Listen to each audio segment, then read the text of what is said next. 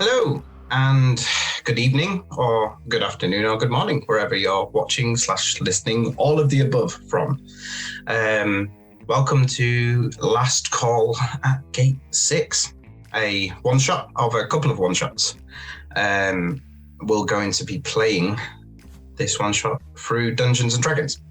I'm Michael, or Mike, and I'll be running the game tonight, or dungeon mastering. Is that the correct one?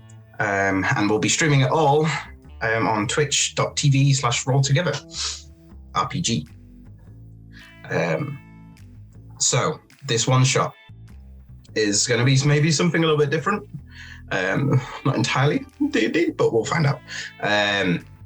Let's get ready for let's sort of get into the mindset of like 1950s murder mystery on a train, first class, champagne, porn star martinis, or your preferred cocktail with very fancy decorations. But importantly, for those who have just randomly come to the stream, let me tell you a little bit about Dungeons & Dragons. We're all going to be playing fantasy characters in a fantasy universe. The 5 players each have their own unique character with sheets that tell them who they are, what they can do, and maybe a couple of secrets hidden in there too. And what we like to do as we go along is roll dice. For example, a 20-sided dice. If you roll a 20, that's really good. If you roll a 1, something bad's probably going to happen.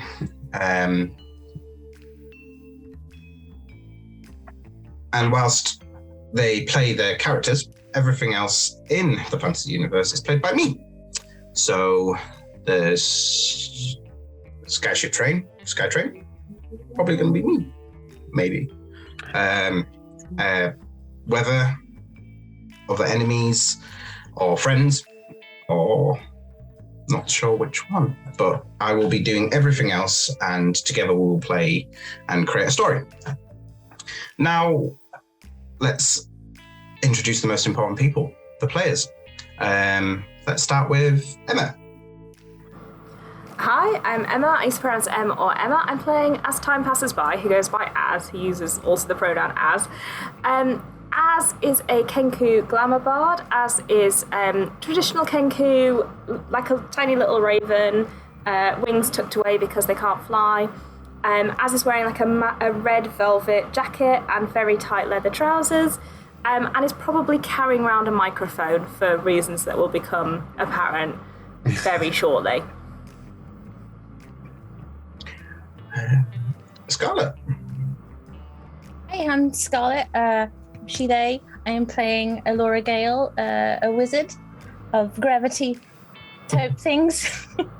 And she has long white hair, normally put up in a big plait.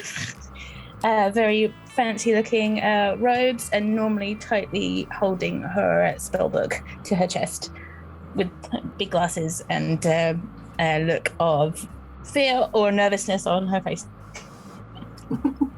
And looking intensely fabulous, Ali. Hi, my name is Ali. I go by he, him, and I cannot see a shit with this.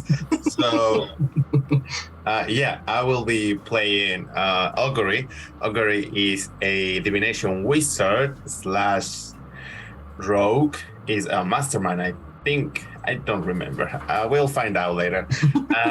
He is a red tiefling with 4 pairs of horns, and just like the Tesla coil, you can see some sparks going through the horns. I was expelled from wizardry college, so ever since I tried to make a living out of let's say investigate, or like as an investigator, but let's be honest, I'm just a charlatan. Johnny. Hi, I'm Johnny. I go by he, him, and I am playing T, who is a Kalashtar rogue, also of the mastermind of variety. He's got lovely long white hair, very vibrant yellow eyes, fairly tall, and dressed in leathers. He kind of holds himself a little bit regally, but He's just constantly looking and watching people and just intently kind of studying everyone around him, kind of taking all that in and all that learning in. I'm definitely going to need to get your passive perception right now. Nick. You don't want it. Hello all, yes, I'm Nick, he, him, and this evening I shall be playing Nevatash Vakre, and also a Kalashtar, and also a bard, but this time spirit bard, much more of a storyteller than any other form, really. And Nev, feel free to call him Nev, is a quietly confident type who holds himself very, very suavely as he strides around, long coat, shoulder-length hair, hat on, keeping it back for the moment, but you can see the blonde wisps underneath flapping away in the wind, and currently has a lollipop, which he's just sucking away on as he holds his luggage in hand.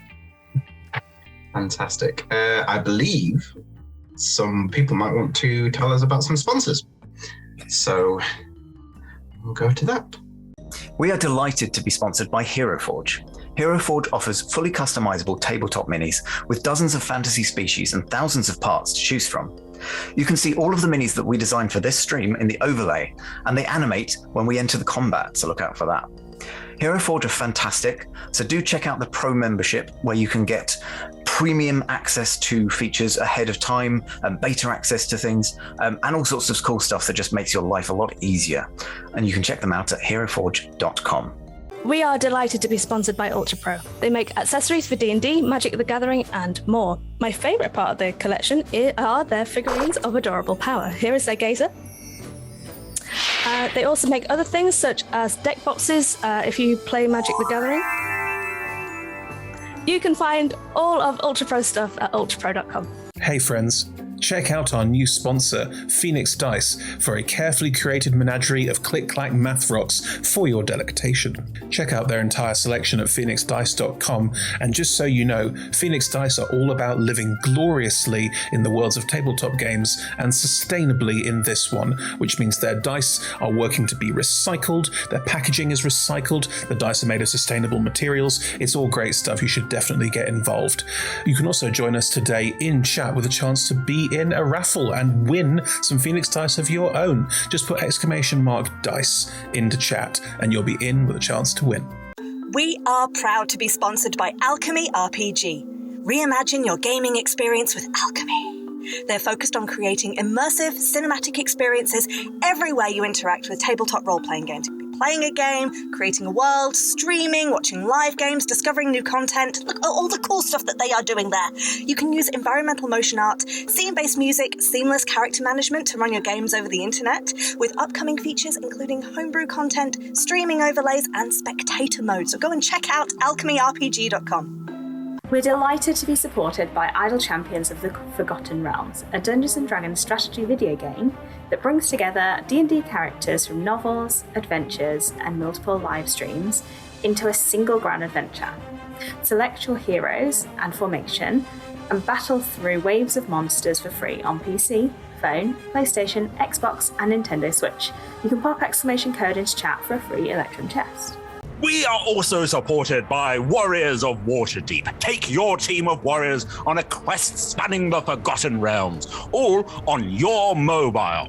Power up your teams with items, work with your guild to defeat hordes of enemies, and test your mettle in the arena. And to make all of that work, you need gems. As we frequently say, the hunt for gems is real. Pop !wow gems into chat for a link to collect free gems and get yourself that nice sword you've been looking at, or revive your heroes against a deadly foe. Download link !Warriors of Waterdeep in chat. We're delighted to be supported by Neverwinter. In Neverwinter, explore and defend one of the most beautiful cities from Dungeons & Dragons' Forgotten Realms campaign setting as it rises from the ashes of destruction. Epic stories, action combat, and classic role-playing await those heroes courageous enough to enter the fantastic world of Neverwinter. Neverwinter is completely free to play, so set yourself up an account today and pop !NW gift into chat for a link to a free gift. Check out our supporters at D&D Beyond, your guide to digital D&D. Make character sheets online, share them in a campaign, and track all of those tasty little stats in one easy place. You can use the Beyond app to track your characters on the go. You can also use their encounter tracker and archive monsters to run any smooth combat thing. You know what I'm saying? You're a DM. You've done this before. You know D&D Beyond is the place to go. You can also check out our character sheets with an exclamation point characters in Twitch chat below. Check out our wonderful supporters, Elderwood Academy, who make beautiful bespoke gaming-themed gear, including hex chest dice boxes, spellbook deck boxes disguised as bespoke ancient arcane tomes, and scroll and codex dice tower and rolling tray pairings. Make your own with their online designer at elderwoodacademy.com. This stream will run for 3 hours, and there will be a roughly 5 to 10 minute break somewhere near the middle. We run shows on Monday, Tuesday, and Friday at 6 p.m. Greenwich Meridian / British Summertime, which is 10 a.m. Pacific Time, 1 p.m. Eastern Standard Time, 7 p.m. in mainland Europe, and 2 a.m. Tuesday morning in Japan and parts of Australia. On Mondays and Tuesdays, we run TTRPG streams for 3 hours. And on Fridays, we run our talk show, Talk Together, for 1 hour. Our TTRPG streams can be one-shots, 4, 6, 8, or 12 weeks long. You can always find our latest schedule at twitch.tv/rolltogetherrpg/schedule. We are Roll Together RPG on all socials, so find us on Twitter, Instagram, Facebook, and even TikTok. Links in chat. Thank you to our D20 Club on Patreon. You can find a link in chat. Help us make our shows from just £1, $1, or $1 gold piece, and unlock more tiers by joining. Our D20 Club are fab. They've created a fan Discord for us. They've also made a wiki page for Roll Together. You can find that at rolltogether.fandom.com. Welcome to our podcast listeners. If you also would like to listen to us via podcast, you can search for Roll Together RPG on your favourite podcast provider. If we're not there, let us know and we will add ourselves to that list. Finally, we play a diverse group of players who play a diverse set of characters with wide-ranging sexual and gender identities. Our tables are trans and GNC positive, and we encourage and champion trans and GNC players and characters in our games. The DM and players may portray characters that are of different gender to their own. We aim to avoid misgendering, but acknowledge that it does happen, and we have a company policy in place for correcting people on pronouns. If we miss any instance of misgendering, we are open to being corrected, so please just let us know if you think we've missed one. Check out !safety in chat for content warnings and some of the safety tools that we use here through the TTRPG Safety Toolkit. Let's go.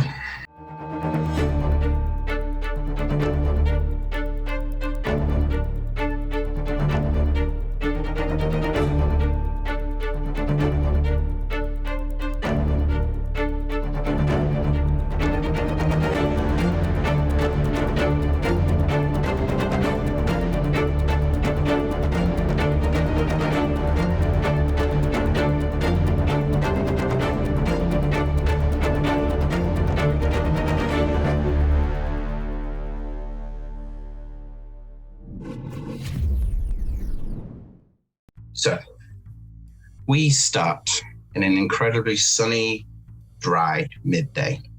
You're in the southern nation of Howrah, or Howrah, I think probably is the correct way to say it, in the city of Halgard. Just picture a beautiful sort of Arabian desert fantasy city. You've got sort of beautiful sandstone buildings sort of wrapping around a oasis, sort of filtered with palm trees and fresh, bright green growth in between the soft sand. You are actually quite high up in the city at this point on a platform. There are multiple platforms, but you are on a very specific one. Now, we had a sort of brief introduction on the characters, but one of the most important things we need to know is, one, what incredible outfits are we wearing? And two, Are we late, on time, or professionally early to catch this SkyTrain? I think we'll go back in the same order, actually. Well, I already described my outfit. So we've got the tight leather trousers, no shoes, just the standard clawed feet, and a red velvet jacket, and then a little, halter top underneath. And I forgot about the beret. There is a beret. And a cigarette hanging out of the beak. I'm sorry to do this to you, Mike, but as is never early or late, as is exactly where they mean to be when they mean to be, regardless of what other people are doing. Do with that as you will.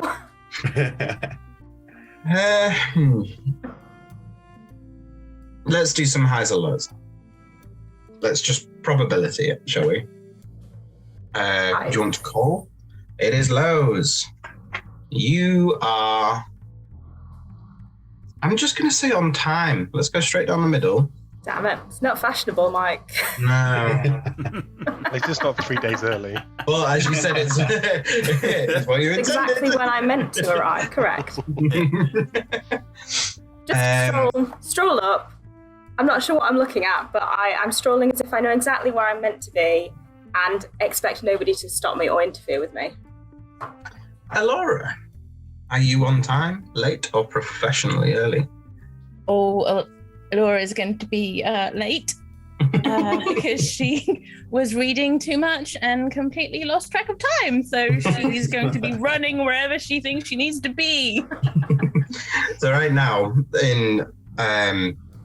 you are sort of scrambling up these sandstone staircases, and you can hear the SkyTrain coming in with its sort of familiar whoosh that it comes through as it lands in the sea. Which you all will have probably heard multiple times, going past your head. Do you want to give me just your choice, athletics or acrobatics? I just want to see how this scramble's going for you.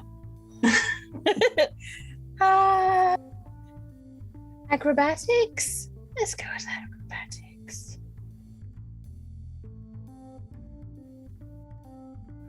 Ooh, 18. Oh. The four-legged, 2 arms and 2 leg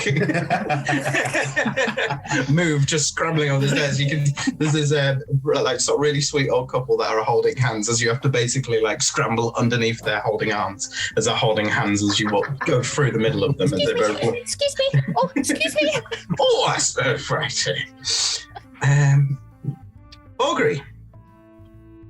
I feel like I would be very early because I like to observe people and to find out who is the most likely to be scammed.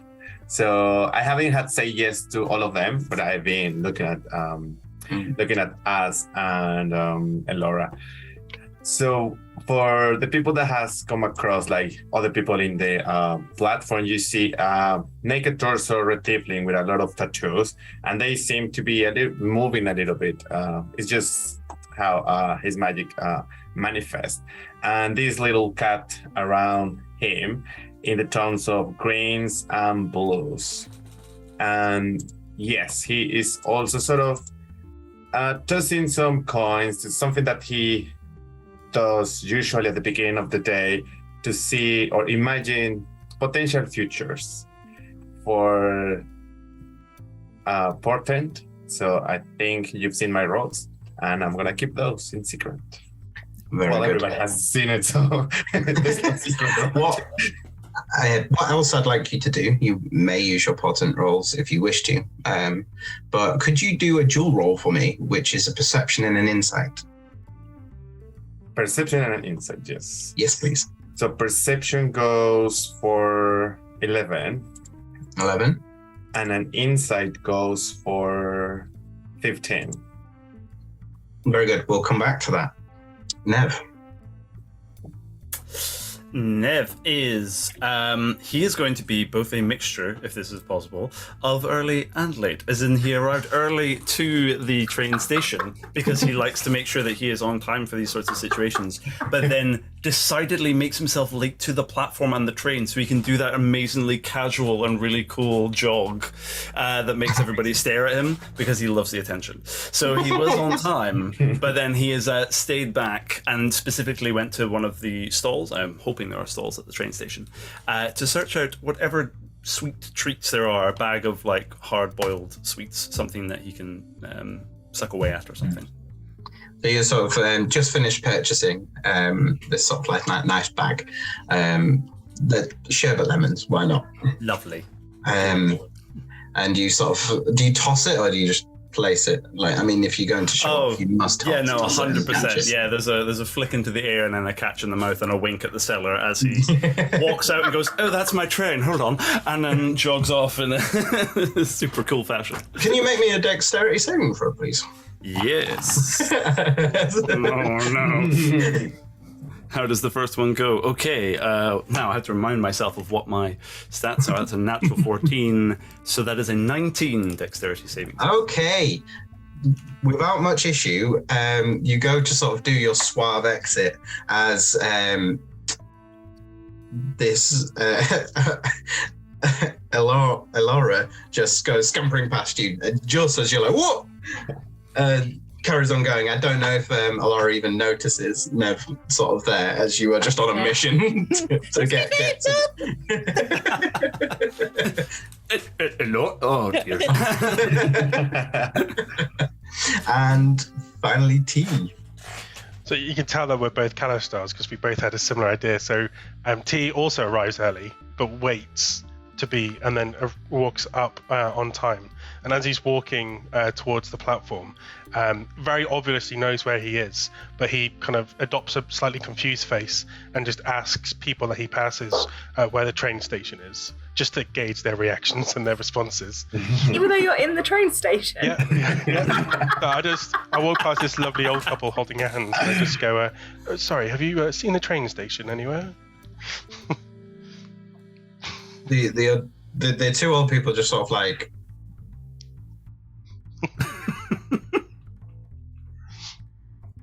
And I'm just straight face looking at them, like serious. It's one of those days. They just waddle off. Didn't get an answer. Okay. Make a small note. Walk on to the next person. You get a lot of confused. A couple of people that are just sort of like, just. I mean, you're in it, but if you just go that way, you're okay. Thank you. You know, but most people. Most of the vendors and stuff are just sort of like, "Are you going to spend something?" No. Move on. Oh, no, thank you. This is the train station, though. So he's wearing leather armor. It's very clearly armor, but it's kind of fabric embroidered in a way, not embroidered, tailored in a way that it makes it look more like a working uniform than a suit, than like adventuring garb. So it's a bit more sophisticated. Very good. So, a big question that potentially might be wandering through your minds is, what are we doing here? So, I'm going to use the first choice. The word just completely left my mind then. Okay. To take you to the planning room. So, we're going to go back in time briefly as we find ourselves in a dark lit, very dimly lit room. It is stone all four sides apart from a small arch that takes you up some stairs into darkness. Where we are, we have a table in front of us. You've got a pin board with string going from pieces of information to pieces of information. And on the table, there is schematics of a Skytrain that you all have, and different pieces of information. There is a gentleman, probably around about 5'11", 5'12", very lean and thin, wearing a black cloak and black hood. In the darkness, you cannot actually see. He keeps the hood as low as possible. And all five of you sort of are around facing him. He looks at you all and goes, right. Item, I want you to steal Rotor of Return. It's on the train. Sorry, could you repeat that for me? The Rotor of Return. You want us to acquire a Rotor of Return? Aye. It's a item of great power. It's not dangerous power, don't worry. But And how big is the Rotor of Return? it's basically a shard. Go with it. Shush you. Immediately. Brilliant. Right, so this delicate piece, silvery, maybe this big, looks like a piece of clockwork. Don't look too far into it. I want it, I'll pay for it. And who has this Rotor of Return? So, Great question. the mark, good point, right?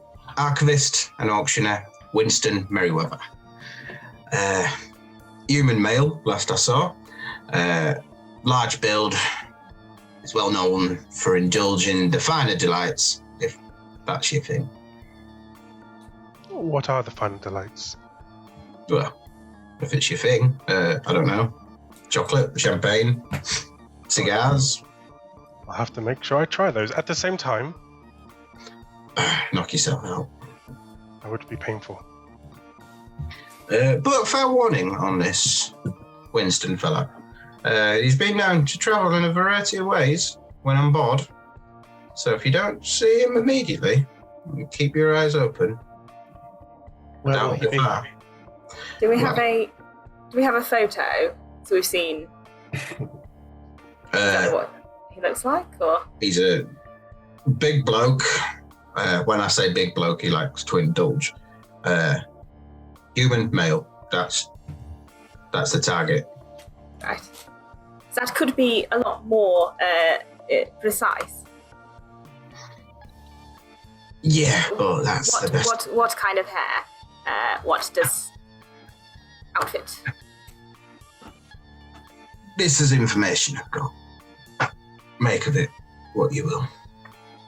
I take it he won't be willing to give this rate of return willingly. No. Really? As far as I can tell, as an archivist and auctioneer, he'd quite like to sell it. Oh, he's going to be selling it. But I'm not invited. So No. I'm going to have to take it. We charge more for limited information. Did you mean All right. he likes to go invisible? Is that what you meant? From the information, which has pointed quite clearly out, limited, all I'm going to say is to prepare for a variety of clever tricks. Oh my. Or I presume disguise himself as other things. Good to know. Now, the Sky Train will be leaving from Helgard. It's ending in Ref, which is a couple of days away, depending on how strong the winds are. If you can get to Ref, I'd like you to escape to the south along the Emerald Way. I'll find you on that route. If you manage to get off before, find your way onto the Emerald Way. I'll be waiting. Don't worry if it takes you a couple of days. If you don't turn up after a week, I'll leave, and whether you got the item or not, you won't get paid, because I'll be gone. Mike, my passive insight is 20. Have I learned anything about this person during the course of this conversation? Aside from that they have terrible information. Terrible information and a bit of a knob. They definitely seem to have this idea because they're paying you whatever he gives you should be acceptable. It's a bit like that obnoxious sort of. Uh-huh. Well, with a 20, I mean, you can see through it. It's all he ain't some big shot. Like he thinks because he's got a bit of coin to spend on a team, he is a big shot, but it's all just like bravado, fake. He's actually just a weasel. Does he actually have the money? Because that's really all I care about. I would like an active insight roll for that.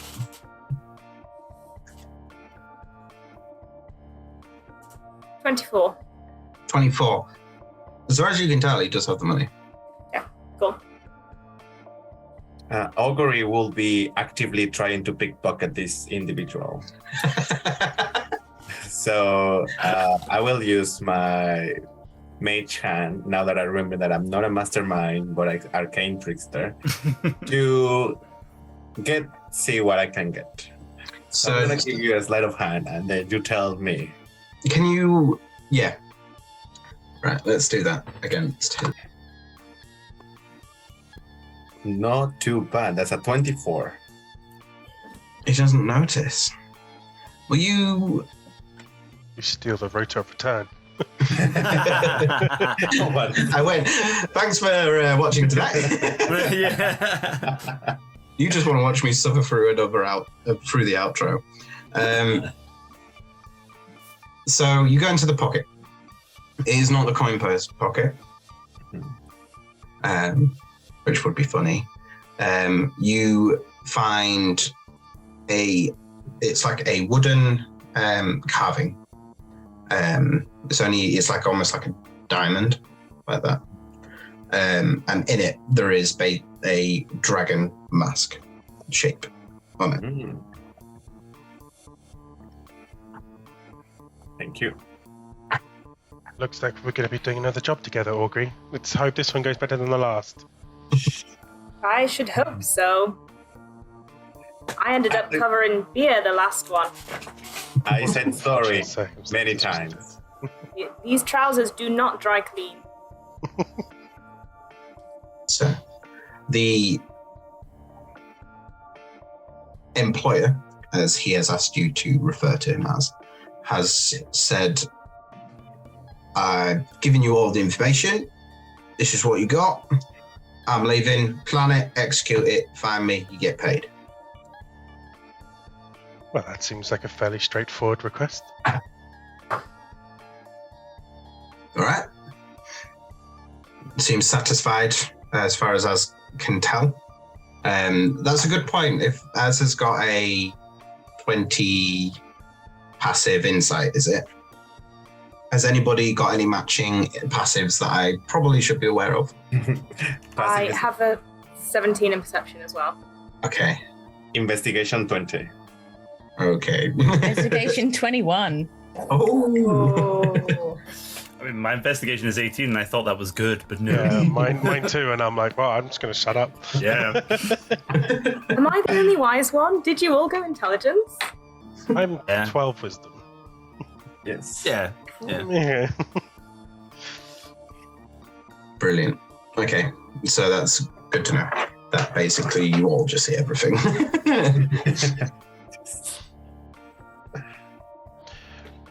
So, employer, are you going to leave and allow us to discuss this amongst ourselves, how we best might execute your request? Right, you are. Like a really strange grin. Have fun and don't get caught. And if you do, you never saw me. And he just tries to do a confident bravado walk, but basically just sort of scampers back up the stairs, leaving you in the planning room. At this point, a whistle blows and we're back on the platform. Last call at gate 6. Last call. That's not for ale, that's for the train. I'm already on. I walked straight on. No delay here. This long trailing sky ship, like, it's just a wonder to see. In the transport world, each of the 3 cabins spot curling wings that roll elegantly in the air as it settles next to the platform. Steam erupts from the doors as they glide open, and steel ramps slowly open to welcome its distinguished guests. To give you a sort of rough idea, the 3 cabins are separated by day seating, which is 1 cabin. Imagine it's an elegant row of seating. And instead of the sort of classic stained glass windows of the other two, it keeps a very simple, wide, crystal clear windows to show the sky and the views of perfection that you get to witness as you travel. The second cabin is the Rocktail, the cocktail bar and restaurant, or the Rocktail bar, apparently, that's what we're calling it now. The Rocktail bar is just a classic sort of suave, classy, dimly lit, sort of atmospheric bar with seats surrounding this sort of long wooden sort of mahogany fronted bar that sort of sits in the middle, and the seats sort of surround it on each side. And then the final one is the private night suites. The head of the SkyTrain is also where the captain and the controls can be found, just past the private night suites. Mike, I have a very important question. Are there SkyTrain spotters, like train spotters? There has to be. These things are just like stunning. Yeah, you could, as you sort of cut across and you like sort of look down at the sort of empty below as it sits opposite a nice big sign that says Gate 6. You can see a couple of people with like binoculars, sort of. And then you see me walk up to them and ask them when Gate 6 is.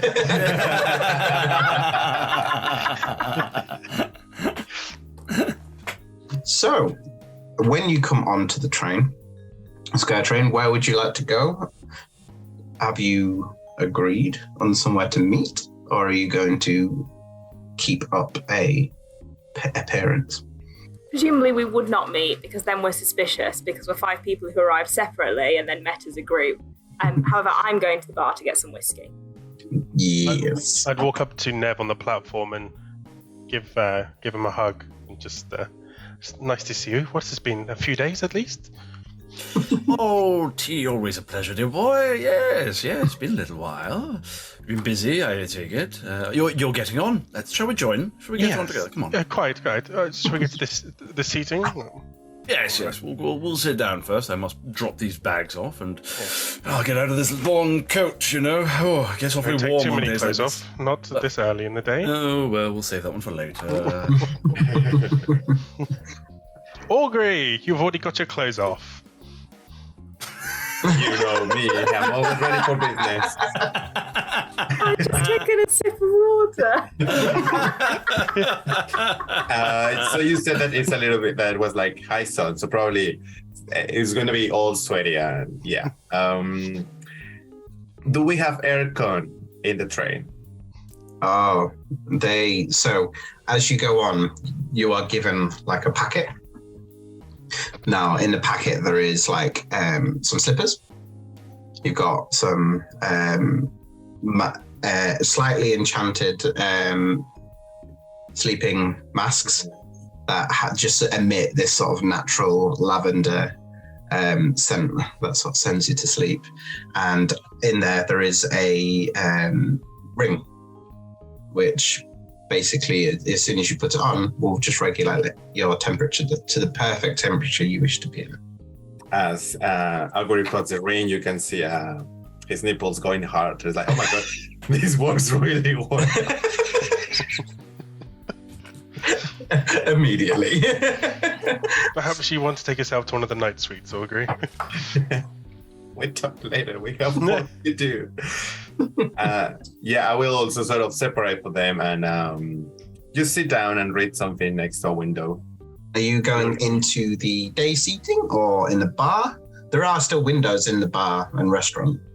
I want to stay. I don't want. Yeah, why not? Yes. But I don't want to sort of. I'm there, but I'm not with us. If that, you know what I mean? Yeah, just by myself. Okay. Nev, do you think Alora's going to make it? Oh, I hope so. I mean, I was a little late and I didn't see her at all. Oh no, they did run past me. Oh. Just peer out the window. See her Wherever the door is running up. closest, she'll just be like, dive straight in. The sort of like waiter, so Mom? Oh, I'm so sorry. Hold on. I'm so sorry. I almost missed it. Oh, They'll get a handkerchief out and be like, oh, thank you. That's awfully kind. Takes in a deep breath. As an urgent I see, she's just like, which is a breeze suddenly appears to cool herself down. Oh, that's much better. Oh, whatever one was closest, I dived into, and I can roll for random. It would probably be the day seating, as that's the last carriage. We've got Augury and Az in the bar. Nev and T, where did you go, into day seating or into the bar? I think it was seating. I think the day seating is where we would have wound up. Okay. So you are both hear the clatter from the back entrance as Alora enters into the same space. Speak of the air genasi, Laura! Oh, hello. Hello. Sorry. I mean, no, I'm not sorry. Nice to see you. How are you? Beautifully flustered as always. There we go. Would you like a sherbet? Oh, that sounds lovely. Thank you. So try the ring. It'll maybe cool you down a little bit. You look a bit flustered. Oh, of course. Don't set it too cold, though. Augury's already made that mistake. Right. Oh, fluffy slippers. I love fluffy slippers. For your feet. Well, all right. Starts trying to put them on immediately, like trying to rip off her boot, like almost falling over, like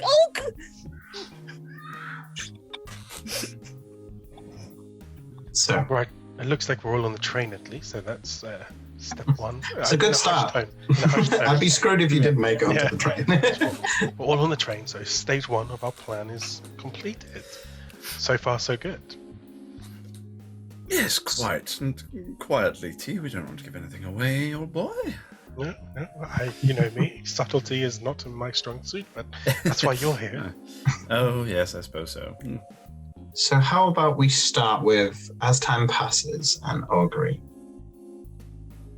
Augury would have pretend to be asleep, but lurking through my familiar, who is going to be called Nyx. So I go down and I can see through my familiar, so I'm just a cat now. I'm always playing cat. I will also be scanning the room. Yes. So, in the bar, at the moment, you can see opposite, as time passes by, two minotaurs. They sit deadpan, just not speaking, pretty motionless, with a meal and champagne. With your passive, they're not eating.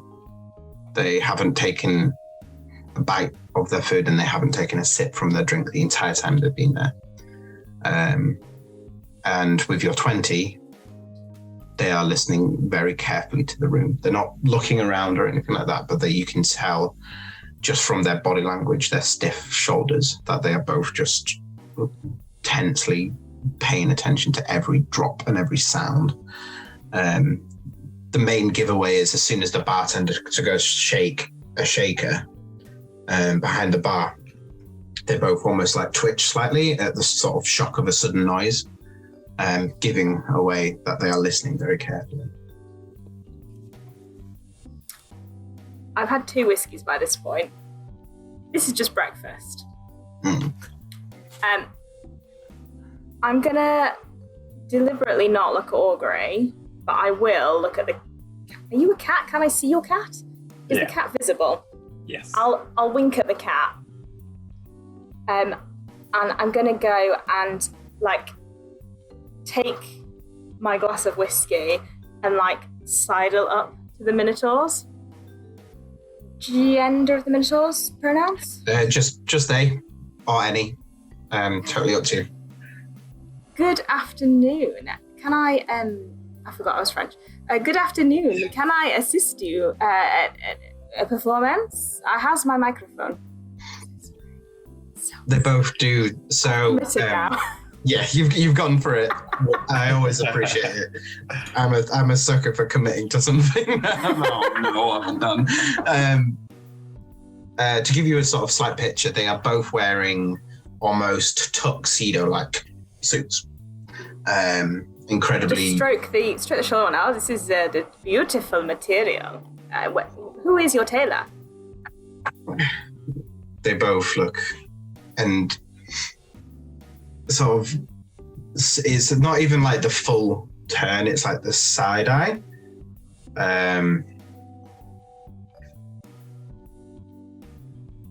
You can see one of them's entertained, especially as soon as with your passive. I feel like it's part of the trick is you can read the room very quickly and figure out what the vibe is. One, standoffish immediately. It's immediately like.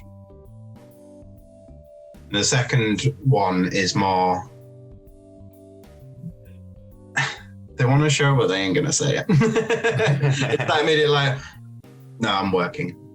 And was where I touched there? They're not illusions. They are definitely there. Because it's like a brick wall. I'll point at the one who wasn't interested.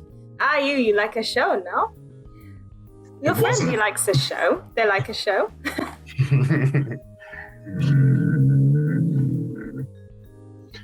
Goes into his top pocket. Pulls out 2 coins and quite dexterously sort of slips them so you can see both. Gold. How about we skip the show and passes you the 2 coins? No, well, I'll always take a bribe. Put them in my pocket. And I'm going to move on to the next table because I have to do the whole round now. Okay. Yeah. So the next table along would be Augury, most likely, who's not there. I'll move. The next table across is a half-orc wearing sort of that sort of like a militaristic uniform. But you can tell this is more of like it's a sort of formal police wear or constable wear. Are they booths? Can you sit opposite them? They're sort of like it's like a table with 2 chairs facing each other, sort of lining one side, and then the bar is on the other. I'll sit on the other chair. So, Constable, what brings you on board today? The half-orc sort of looks up briefly, and you can see they're nursing the same whiskey you were. Cheers. Pleasure. Who all mine, I assure you. Oh, charmed.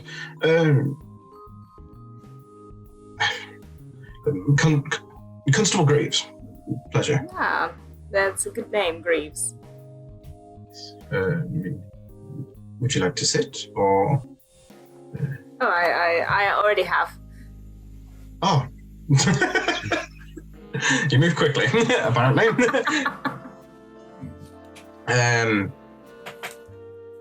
You can see that, like, it's almost like that professional politeness, but his mind is elsewhere. Yeah, I see you are a busy man. I'll come back when you're not quite so, Oh, I do apologize. I do not mean to be rude. I'm always thinking, you see. It's a terrible habit. My friends say the opposite. They say thinking is the best and seeing is not so good. I'm not sure I understand. Okay. Sorry, your name was? Hang on, sorry. I would have a code name. I don't have a code name. More. More.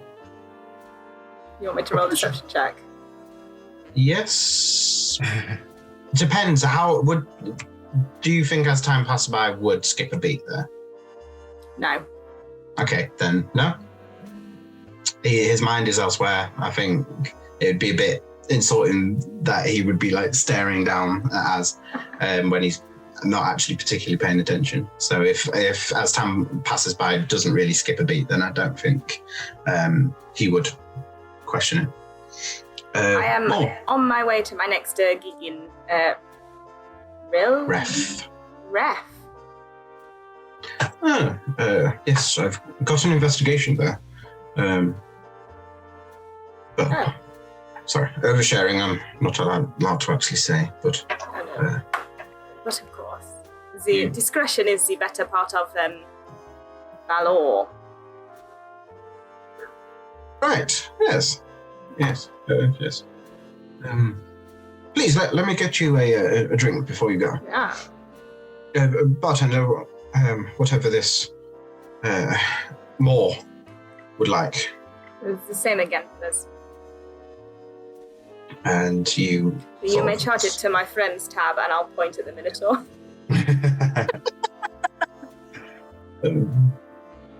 I respect your style. Cheers. He sits and he does sort of like, he does that classic lot of, he's looking away, but he'll look up at your eyes now and then to check sort of if you're trying to instigate anything else. But if you're not, then he'll carry on sort of like drinking. I can't think of a clever way to talk him around to saying what he's doing in his investigation, but... Oh, no, hang on. So you are here with a partner? No, I'm taking up their chair. No, on my own, as it was. Gosh, you must be a very important person to do an investigation all on your own. No, I've had partners. I've had people working alongside me, but this is more persuasion.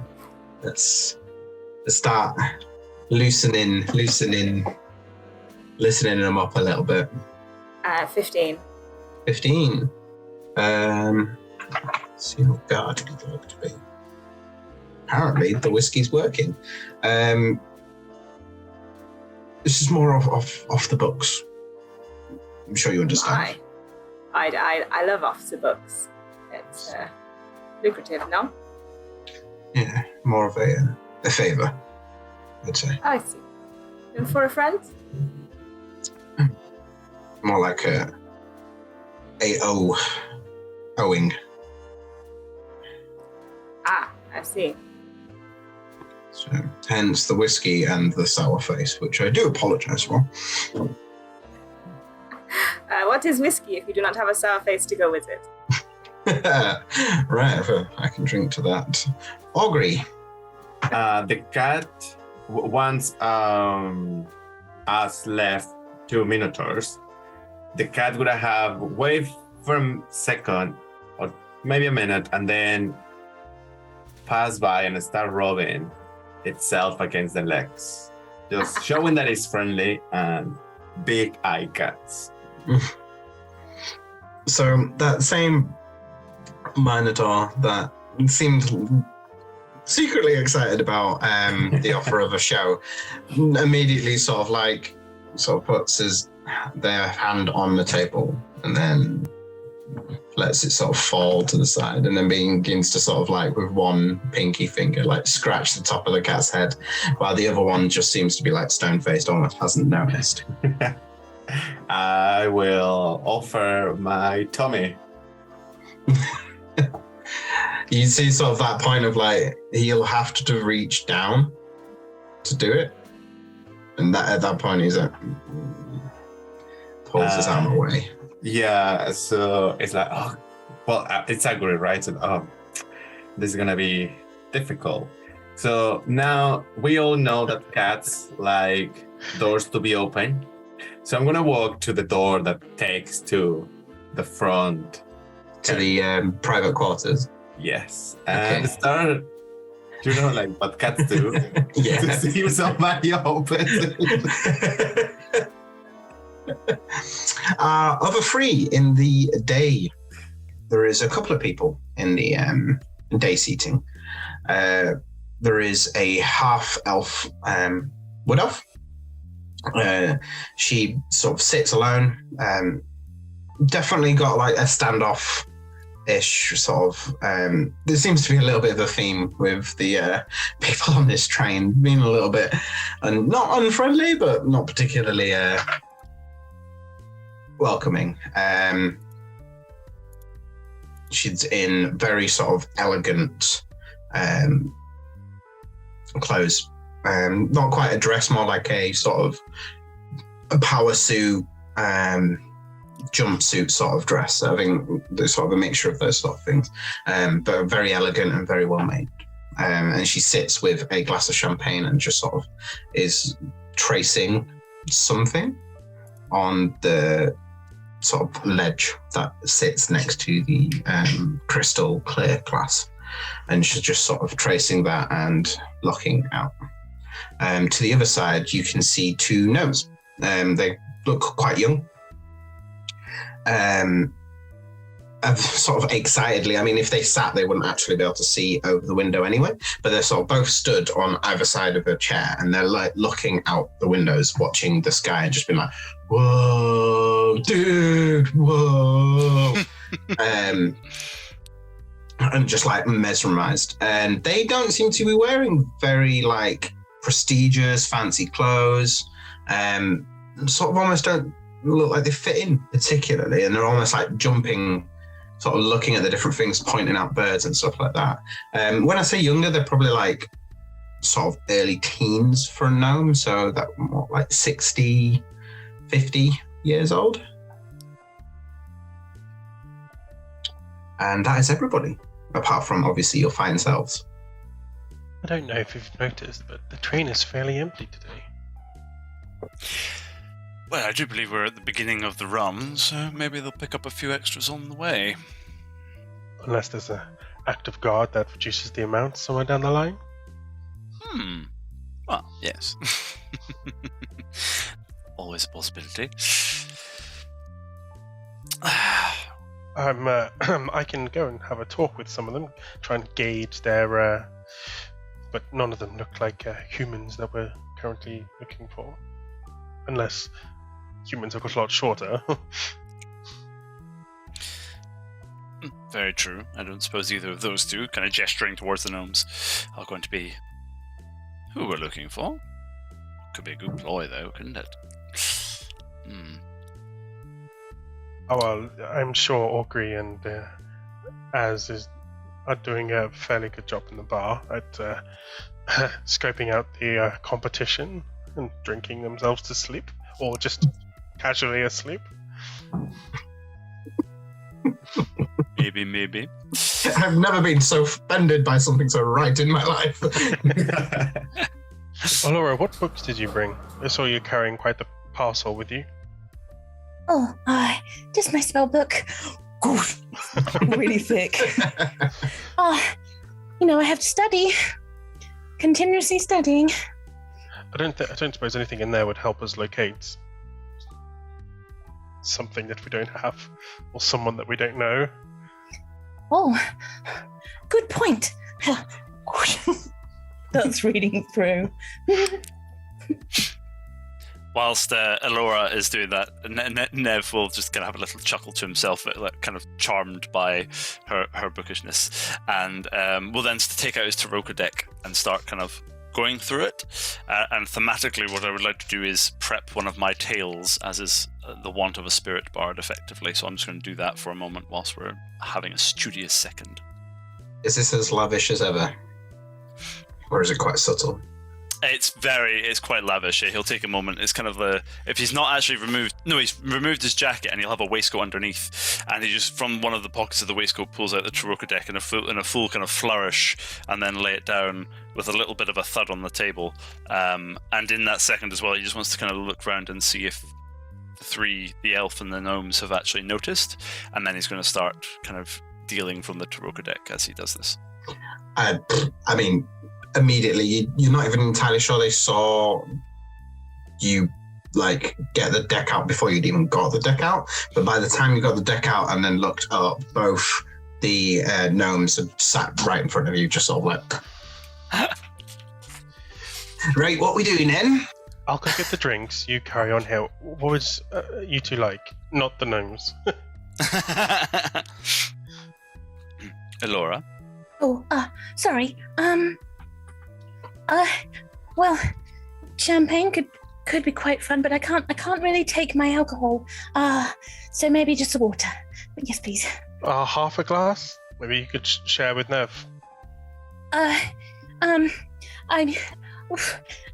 just water, please. Water? And Nev, would you like the usual? Oh, you know me, tea, absolutely. And bring a champagne for Laura as well. She'll have it later. Just the water. And a bottle. There's some right nice mocktails too. What's a mocktail? Fruity goodness. Oh. For a little gnome. Maybe I shall bring one of those two back. Carry on. Oh, right. Wow. Wine and dining. And I will go into the bar area to the barman. T. Immediately, as you walk in, you immediately catch the eyes. Not the eyes, actually, because they're Philip Greaves, or what was Constable Philip Greaves. When you worked with him, it seems like he might have had some kind of promotion somewhere. You are very familiar with him, as you guys worked a case or two together when you were trying to sort of improve your like murder investigation, more sort of dangerous side, when you were sort of playing with that concept before you kind of moved more to learning different and new things. But yeah, you're familiar with Constable Philip Greaves. But as soon as you kind of go, oh, you also know that Philip Greaves has a serious problem with Nev and has tried to multiple times arrest Nev and has failed many times. Constable, you look absolutely dreadful. Are you okay?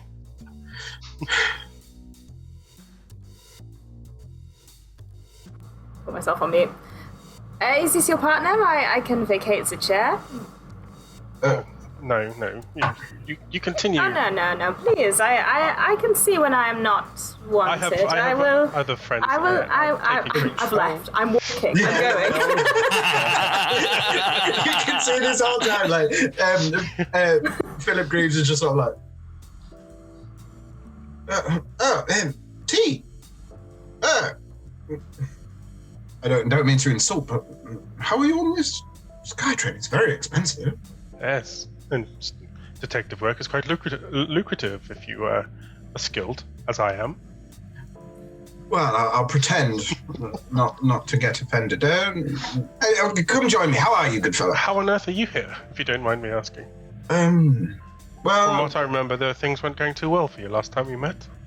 No, I mean, I'd rather not talk about that multi-murder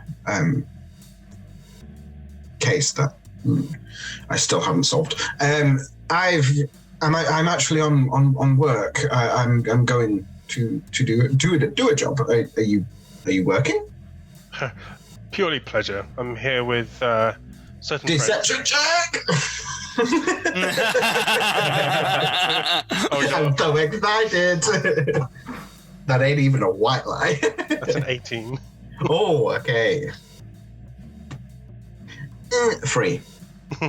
Oh, pleasure. Expensive pleasure, but please, let me get you a drink. What are you drinking? Oh, that's kind of you. I'd like 1 water. What would your regular be, Nev? Okay. For flamboyant cocktail, absolutely. Sex on the beach? Oh, this is Nev, of course, yes. It's got to be a Long Island. Long Island iced tea. Everything in it. Oh, that's even better. Yeah, Long Island iced tea, and you have to make sure it comes with an umbrella and a cherry. What happens if it doesn't come with an umbrella or a cherry? You don't want to know. The constable doesn't like him. Yeah.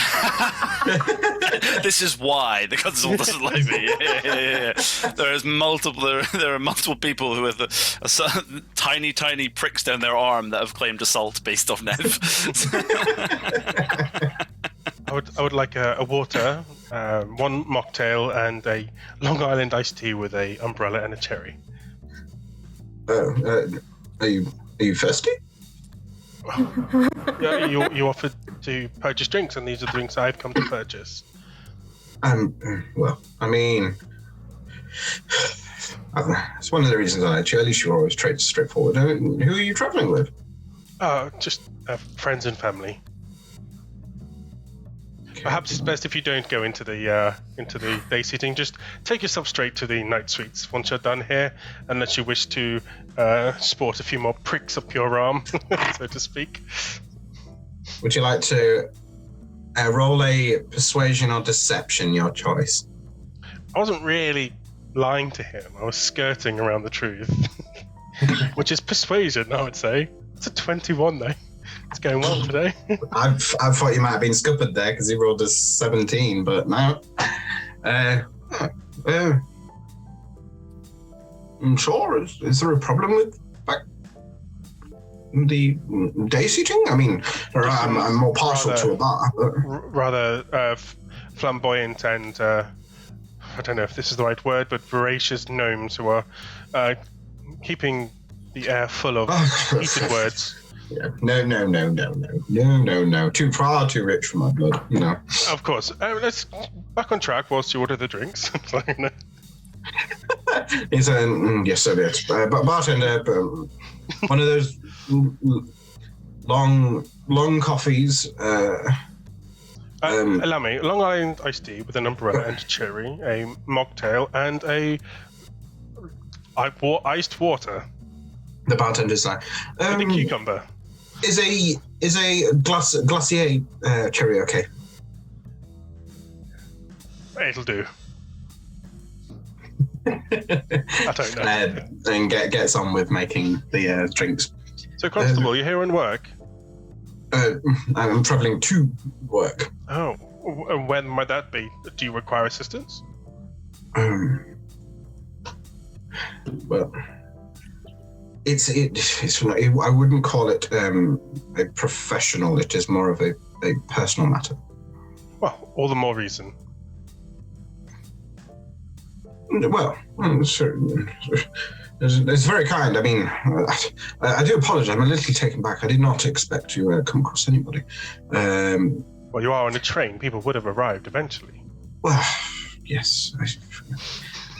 See, I'm not. I need to remember that I need to think and speak clearly. I got used to it last time, but I've got used to being lied to again. But I forgot how easy it is to actually talk to you with someone being so straight up. I'm doing some work. I've been invited to a auction. There is some rumors of robberies and whatnot. You know, the things that, well, the ragga ones. And well, yes, I've as a personal favor, I'm going to preside over the auction and make sure it's prim, proper, no fraudery, no robberies, no thieveries, no heists. But for now, I'm going to just enjoy my drinks and enjoy this, well, it's supposed to be one of the most delightful flights in the entirety of Faerun. So it's a little shame I can't go into the day seating, but I think I'd rather avoid, you know, livery. Well, you know, where I follow, livery is often around. Not always for the best reasons, eh? I give them a little... Speaking of libraries, this barroom is quite the uproar. You've got a couple of silent individuals and a sleeping individual. Yes, and I don't know if you've noticed, but there's a bloody cat scratching at the door. Yeah, well, if it bothers you that much, I'll let it in. I'll open the door for the cat, and I'm going to go with the cat into the night seating area. As you both the cat and as sort of go through, you sort of, it's that classic, like you open the first one and it's like you get smashed in the air by all of this air. Pick up the cat. Yeah, like just looking like a majestic lion at this point, just getting blasted by the air. And then you sort of have to like do the reach up, pull the other side. But as you go to pull the other side, it's like, oh, that's really light. And then you realize that someone else has pulled it open as well at sort of the same time coming through. You can see a dwarf. They give you immediately quite a sort of, please allow me. No. I'm saying this, but I'm walking forwards. Yeah. This is my new favorite character trait I've ever seen. No, but I'm leaving. But no. Oh, brilliant. And I'll walk through the door. Please, and I'll wave my hand over the top of their head to try and figure out, to make sure that they're not taller than they look. They are there, but clever. Passive. They do seem to be tall for a dwarf. They are in a very sort of a classic sort of tweed suit with waistcoat and a tweed bow tie, very sort of professor-like. Tall for a dwarf. They like a short human. But can I tall for a dwarf? Accidentally drop the cat onto them in a sort of performative way. Mr. Kitty Cat, do not jump out. I'm gonna have I wasn't gonna do this, Ali, but the cat's now gonna have to give me a performance check. As soon as you did that. Can I get a performance check off you two? One quick question: have you guys ever performed together as a? I'm guessing the cat and we both went to the same place and then immediately pretended not to know each other. Unlike those three chuckle fucks who all were like, yeah, we all know each other and we'll talk. The cat and the people kenku who were on the train. Yeah. the cat and the kenku. It's one of your moves. Yeah, I rolled a 24. 24, and the cat. Don't want to roll. I roll a minus. Actually, Augury this morning. I don't know. He had the feeling that the cat will sometimes do this kind of shit. So the cat is gonna roll an 18. Very good. Okay, so you're both like almost timed. Like if anybody else was there, they could have sworn that the cat winked at us. Like I definitely saw that cat wink. That's all I'm saying. I'm guessing T can probably hear this commotion as well, and you've probably come across this before as well, T. T can actually, because the constable has his back to what's going on behind him in the carriage. T, you can actually see what's going on in front of you. As and Augury, basically, do you want to describe sort of how this falls? I'm going to roll an athletics check for the dwarf to see if they can catch the cat. But from my perspective, what I'm trying to do is drop the cat in such a way that it would have to brush down the bit that I haven't yet felt of this person to see if they're wider than they look. I'm gonna have jump like to the arms of this person, trying for them to catch me. Okay, so because you're actually actively trying to get to a position where they could catch you, the dwarf's going to catch you with no problem. It's oh no, you are not allergic, are you? I am so sorry. No. He is mischievous. It's cute. It's cute. Make a investigation check. As to ascertain those. Yes, to get those pieces of information. Oh no, I'm not good at it. Just while you're rolling that, you hear T's voice in your head as that. I just say, "Well done," and I use my mind link on you so we can communicate telepathically. I would assume you'd already set that up.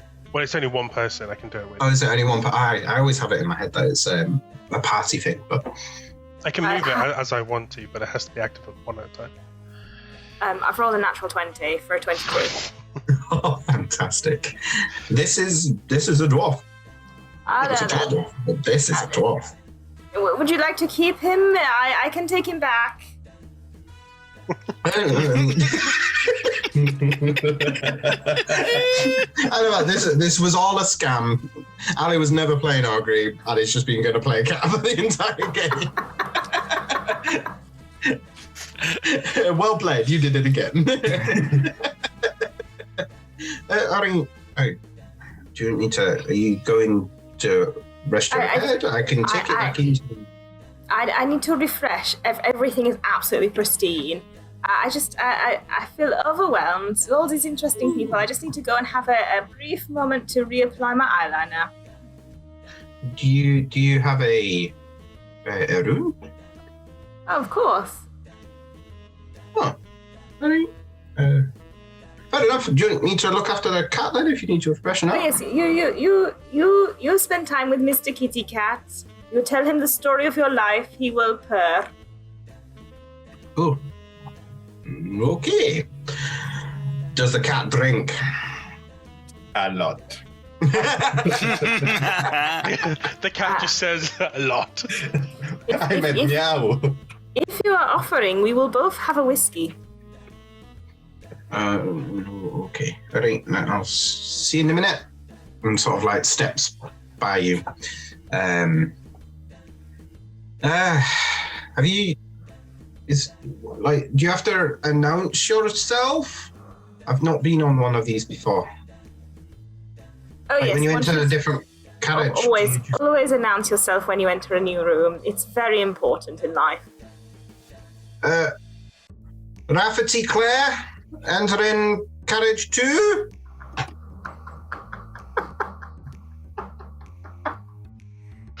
I'll just applaud. Oh. I also applaud. Oh. Yeah, this is good. This is a fun I feel like Nix is quite of a...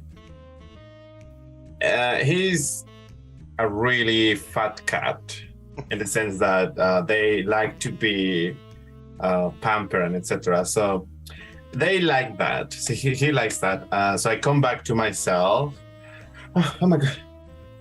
Doing the saliva, and I'm gonna go to the other part. So, are you coming into the back area with me then, with the drinks? Yes, but I'm not gonna help you with the drinks. Okay, so I walk in front of you, and I take the drinks through. And as I open the door, I go, "Tea entering, number 3." You hear the dwarf from the back like, well done.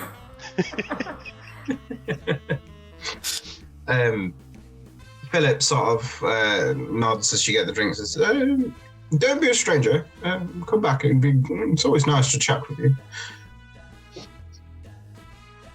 Maybe if I'm feeling a bit rambunctious myself, I'll come through and see you in a day. Yes, quite. It's talking. We have conversed. Right. So. We have conversed. Brilliant.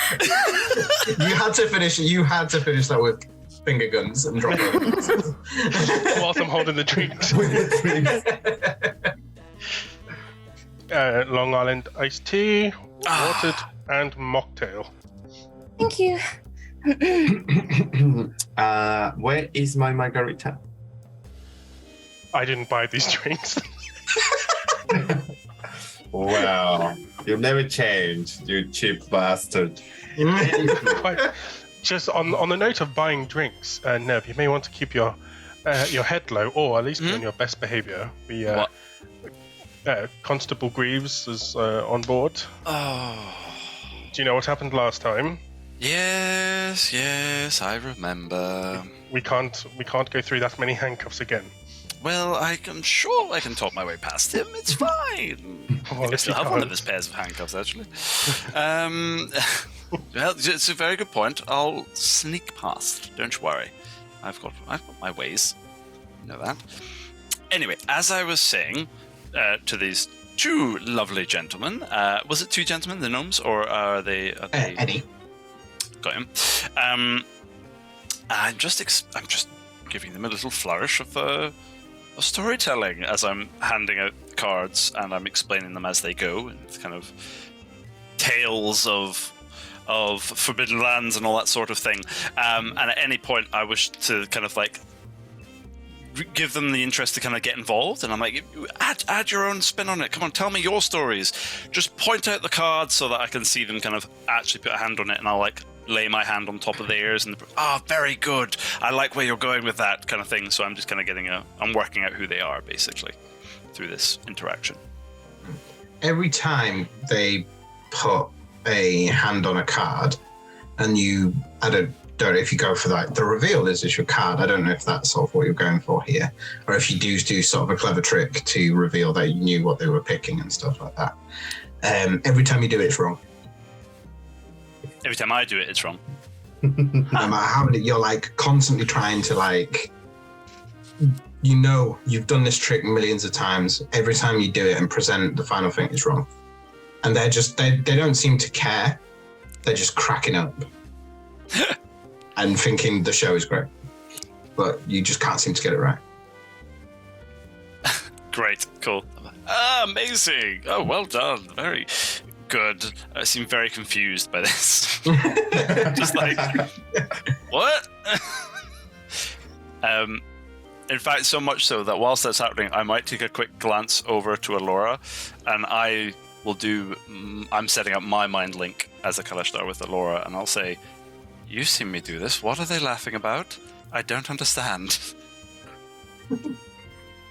They seem pretty social. I'm not really sure. To be fair, I'm not really good at that. You know that. I don't know. Just smile more. And he does really broad smiles. Realizing that conversation was in head as well, but he's just suddenly started beaming at them like. Wait. Anyway, do it again. Let's go again. Thank you for the drink.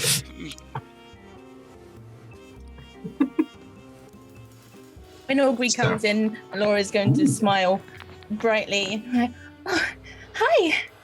I mean, hello. We're friends. We're supposed to know each other, aren't we? I forget. It's all right. Is this part of one of your acts? No, it's just Laura being confused. Yeah, that's what the she says the gnome is sort of like, or is this one of your card tricks? Like setup? Are you? Hmm? I'm right. The cards drink are pretty. this mocktail. I'm gonna with my mage hand, which is invisible, I'm gonna pick one of the cards and flip it over in front of the gnome, and with minor image, I'm gonna project the card in front of it. I don't know which card. We can do it randomly, but just to add some sparkles to it. Right, I stayed. Whatever the card was you're intending to, it's the right one. Are you? Isn't it amazing? He does it every time. And with you, ladies and gentlemen. What was your name? You said again? Nev. But we know that the police is out there, so we want your name. Oh yeah, well, of course we would have done.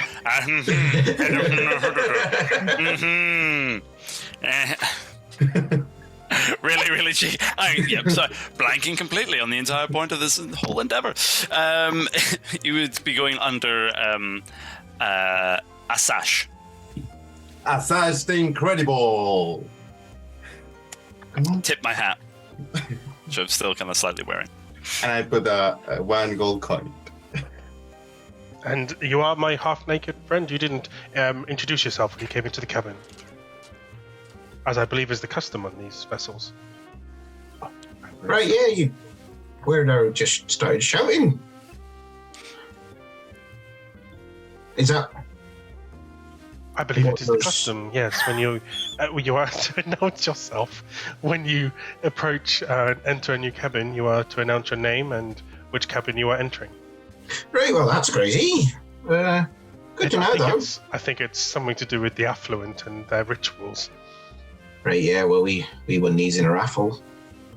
Oh, well, that's a very lucky raffle. What is a raffle?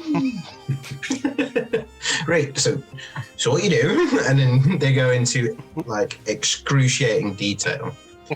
Probably what he's looking for of how you get a raffle book. You set up all the prizes, and just sort of like they just go through step by step how they won, and then they talk about how excited they were and stressed, and getting sort of before all the reveal, and we won, and then they're sort of telling this story back and forth and getting very excited. We love Isn't them. that amazing? And here we are. How fortuitous. Are you going to be sitting at our table the entire journey, or are you going to... clearly uncomfortable. No, it's not that. It's just that was my seat, and when I went for drinks, it seems like you have both occupied it. I can take another. I just wish to know. Right, well, say no more. No more card games. No, you're more than welcome to stay. This is not a booting of the buttocks, as I think it's called. To be fair, dear boy, and if you don't mind, gentlemen, but my amazingness with the cards cannot be kept just your two fine selves. So if you don't mind, I am going to share myself around, gather up my cards. Yeah, and, right, fair enough. I mean, we were waiting for you to get it right so we could see how awesome the thing was, but... Right, yes, of course, absolutely. How about one more? How about one more just for you then? All right.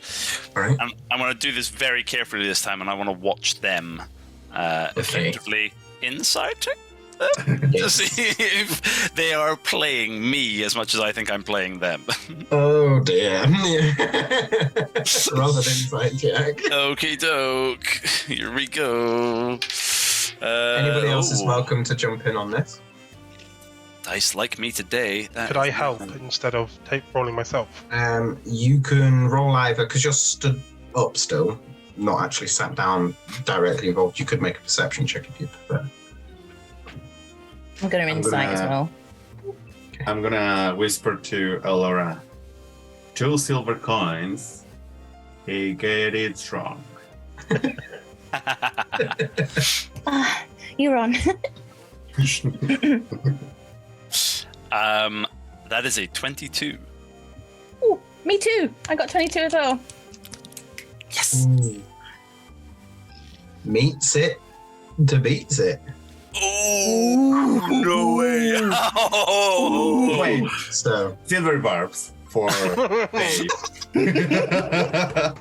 As I sniff, sorry, and a lot of static goes out of my body. Does that work for ability checks, or is that just to hits? Very good. So roll with disadvantage. Nev? Me? I think I'm targeting the No. Oh, no, sorry. Just clarification. Nev met the 22 that they rolled. So Nev beats it. Oh, so I have made it. Okay, I cool. think you're right. Yeah. Yeah. So yeah, don't give yourself that spell slot back. You can see that they were incredibly dexterously and swiftly are switching the cards every time you were doing a move. Okay, amazing, fantastic. Ooh. I will, in that case, is it possible to, if I've caught that, no, if they've caught it, I'm going to play it straight out and get it wrong one more time in front of them. Okay. And go, ta-da, this one, this is your card, yes. Yeah, they do. They're like, oh, bad luck, mate. Ah, such a shame. but I know what the card was originally. So in fact, can I then turn it, and can I use prestidigitation to turn it into the exact? I'm facing it to myself, and I'll just turn it straight back and go, no, it was this one, wasn't it? You can see immediately that they do the sort of like glass eye, like, hey, Ray, you figured it out! And then there's a like sort of friendly punching you in the shoulder, like, oh! And then like before you can even answer, they're like, Ray, see you later! Cheeky little gnomish shits. I love them. I must hang out with them later. Right, pack all that away. And thank you for my Long Island iced tea, cherry, and umbrella. Oh, beautiful. Are you a neckit or are you a a Long Island iced tea? Classy takes his time and very much enjoys. As you take your time and you sip, how about we all and our listeners go and have a break and join with a drink ourselves? And we'll take the break there. See you in about 5-10 minutes.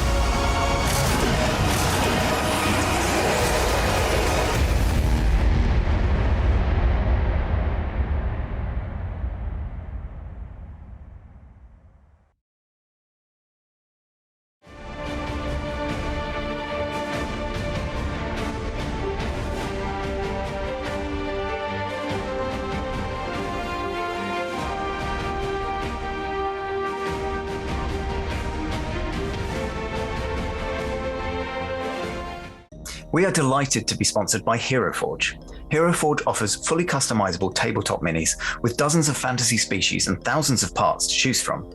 You can see all of the minis that we designed for this stream in the overlay, and they animate when we enter the combat, so look out for that. HeroForge are fantastic, so do check out the Pro membership where you can get premium access to features ahead of time, and beta access to things, and all sorts of cool stuff that just makes your life a lot easier. And you can check them out at heroforge.com.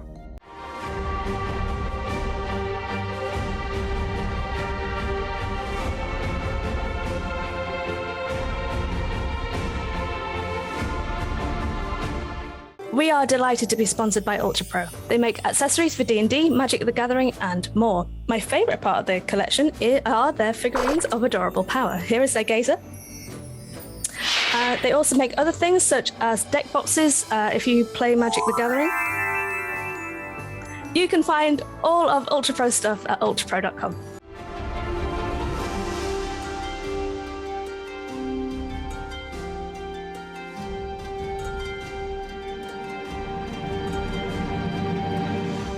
Hey friends, check out our new sponsor, Phoenix Dice, for a carefully curated menagerie of click-clack math rocks for your delectation. Check out their entire selection at phoenixdice.com, and just so you know, Phoenix Dice are all about living gloriously in the worlds of tabletop games and sustainably in this one, which means their dice are working to be recycled, their packaging is recycled, the dice are made of sustainable materials. It's all great stuff. You should definitely get involved. You can also join us today in chat with a chance to be in a raffle and win some Phoenix Dice of your own. Just put !dice into chat and you'll be in with a chance to win.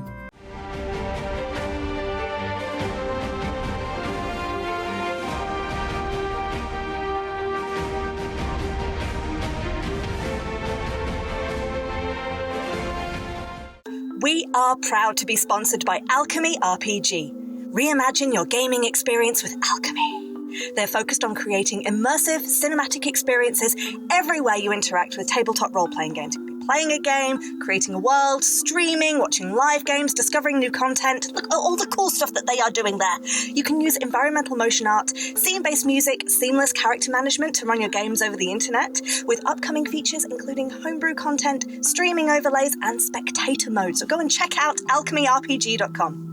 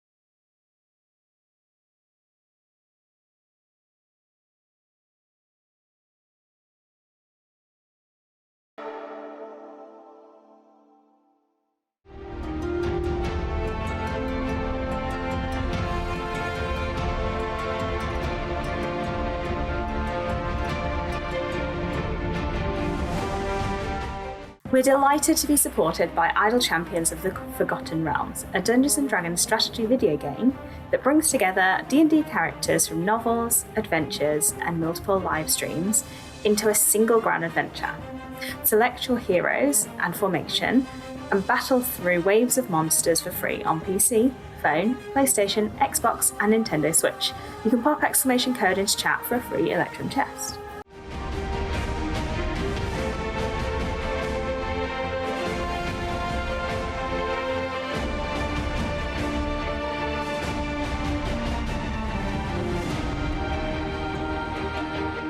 We are also supported by Warriors of Waterdeep. Take your team of warriors on a quest spanning the Forgotten Realms, all on your mobile. Power up your teams with items, work with your guild to defeat hordes of enemies, and test your mettle in the arena. And to make all of that work, you need gems! As we frequently say, the hunt for gems is real. Pop !WOW gems into chat for a link to collect free gems and get yourself that nice sword you've been looking at, or revive your heroes against a deadly foe. Download link !Warriors of Waterdeep in chat.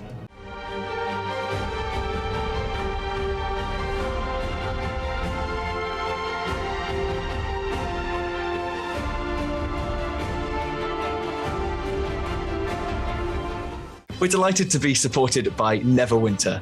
In Neverwinter, explore and defend one of the most beautiful cities from Dungeons & Dragons' Forgotten Realms campaign setting as it rises from the ashes of destruction.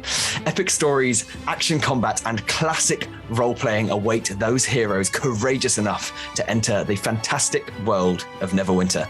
Neverwinter is completely free to play, so set yourself up an account today and pop !NW gift into chat for a link to a free gift.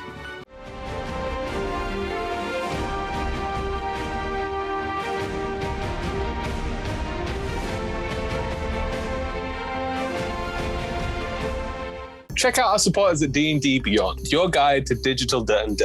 Make character sheets online, share them in a campaign, and track all of those tasty little stats in one easy place. You can use the Beyond app to track your characters on the go. You can also use their encounter tracker and archive monsters to run any smooth combat thing. You know what I'm saying? You're a DM, you've done this before.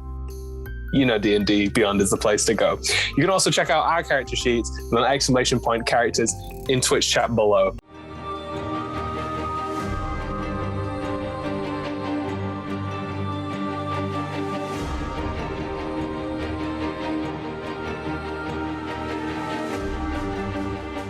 Check out our wonderful supporters, Elderwood Academy, who make beautiful bespoke gaming-themed gear, including hex chest dice boxes, spellbook deck boxes disguised as bespoke ancient arcane tomes, and scroll and codex dice tower and rolling tray pairings. Make your own with their online designer at elderwoodacademy.com.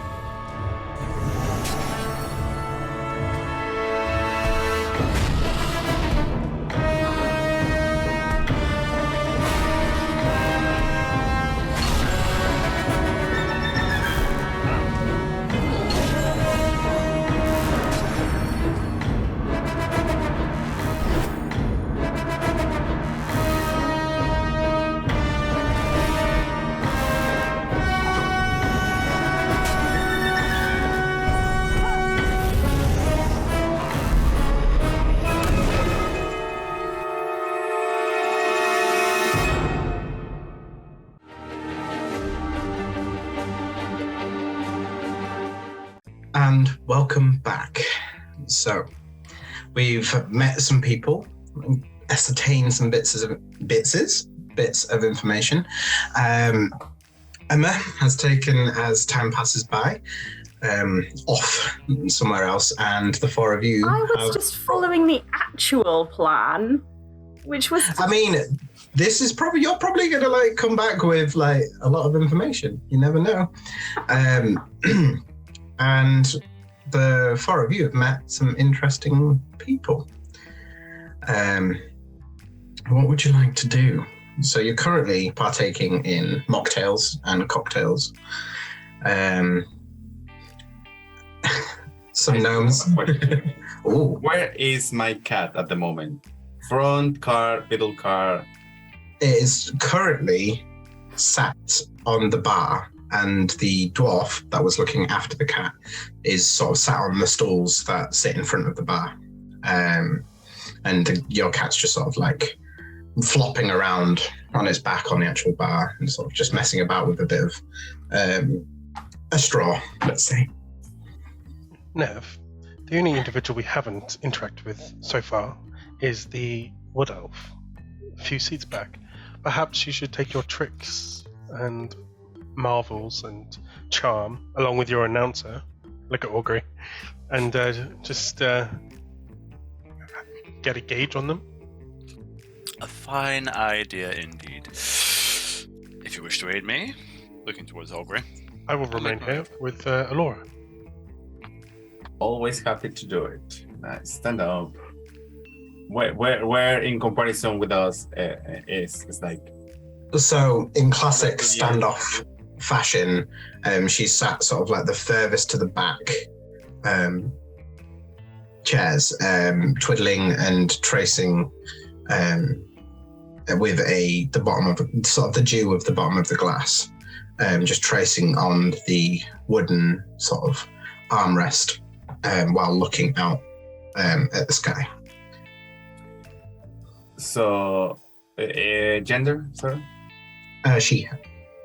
So she has a drink, right? Well, she doesn't have anymore, as I spill it over on her. Are you trying to like do the oops, or are you just straight up being like with my right hand? So as that happened, oh my god, those drinks are so wonky, right? And I will try to take a handkerchief and help her to clean. You know what? Don't worry.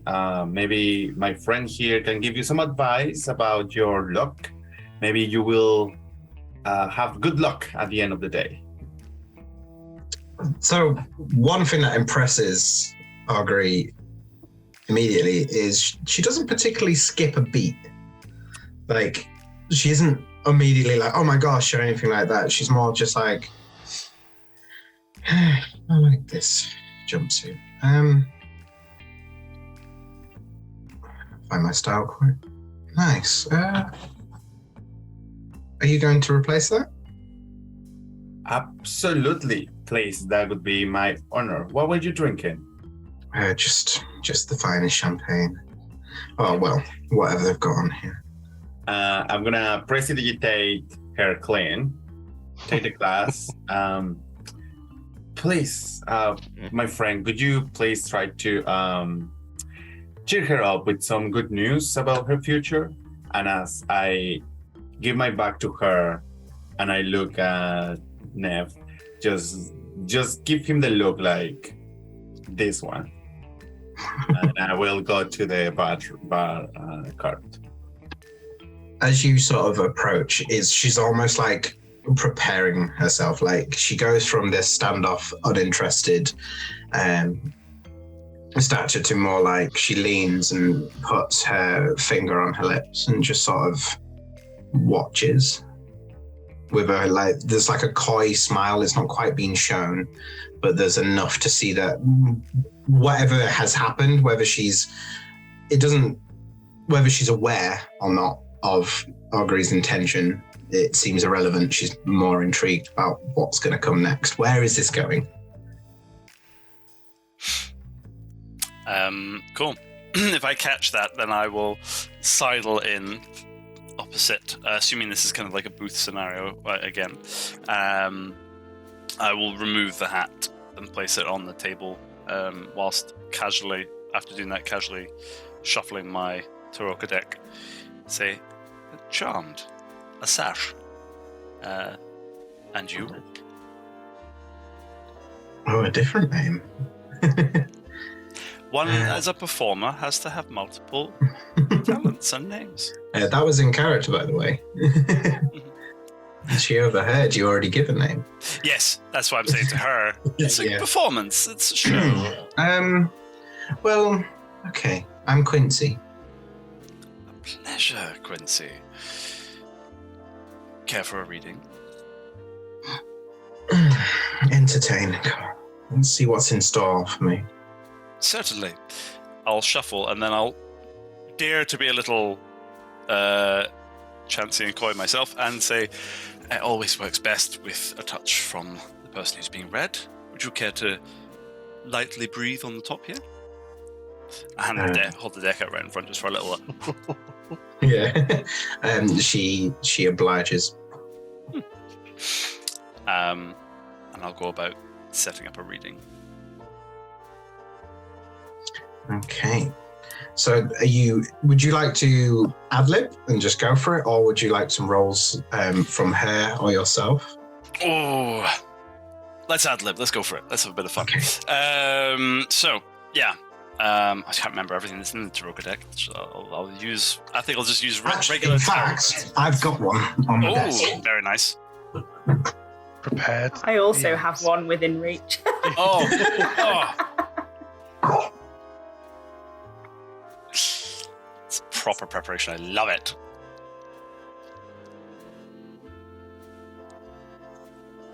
So, you just direct, and then I will tell. So I will split and place 2. Is it 3? 2 or 3? Yeah, we'll do a quick 3. I'll say 3. We'll do a brief 3-card draw, one for fortune in the short form. So card 1 is the sun. Fascinating. Always a joyous card to pick out at the beginning. Clearly, you've seen much warmth and guidance in your time, and that's going to keep going for you. In fact, things are looking quite radiant in the coming moment. Flip the second card. 8 of Pentacles. You are... Oh, correct me. You're searching for something, are you not? I'll ask her straight with that. Searching is a word. Lovely. Well, it appears that your search is coming to fruition, perhaps, or... At least, you're certainly on the right path, and heading along the right ways. Yes. And let's see. Third card? The King of Pentacles. The King of Pentacles. Well, I mean, if I was in a coyish mood, I'd say you'd found what you were searching for, and I'll give her a wink.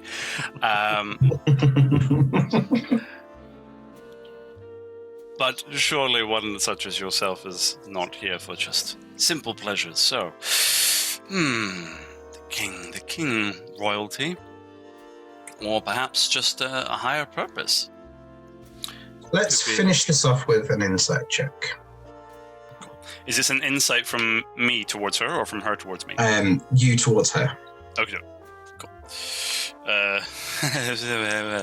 Oh dear. That is only a 7.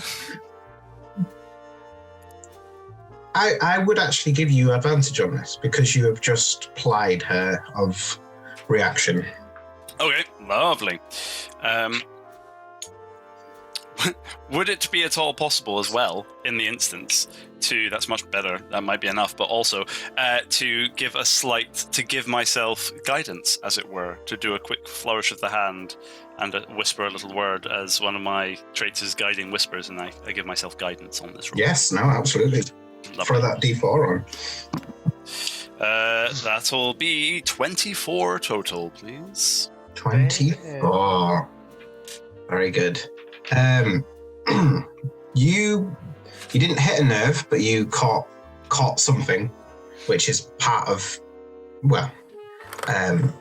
your sort of part of what you do. You have your sort of natural reading power, but you also there has to be a lot of intuition, sort of knowing where you're going, if you're going in the right direction, whether the spirits are sort of taking you in the right direction, or whether you need to reset and sort of go in a new direction to sort of pull the right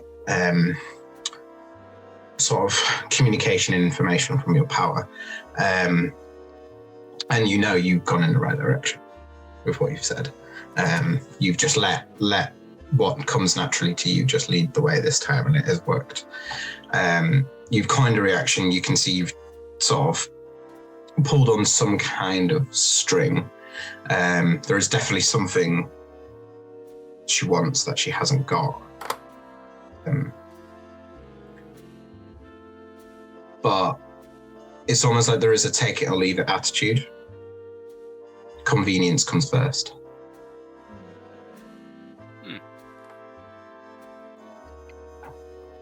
Okay, cool.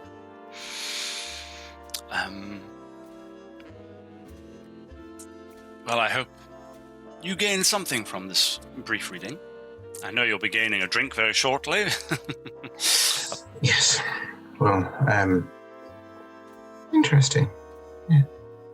Enjoy your trip. Just so you know, watch out for the gnomes. I'm pretty sure they were trying to take stuff out of your pockets. You are too kind. I will go to reach for my sherbet lemons. Are they still there? They were gone ages ago. Not the sherbet lemons. I will do that. And then it's not even like they're being subtle. You can see them in the other corner, and they're both just like.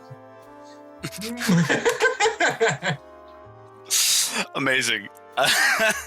So I go to grab those, and I go. Very good. Very good. In that case, charmed. And if you'll excuse me, and I will march over towards them. But they also, don't even look up; they just hold up the bag. I just take and go, "Thank you," and walk away.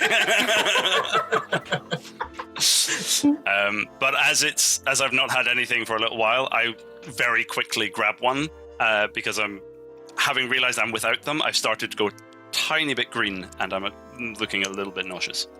Okay.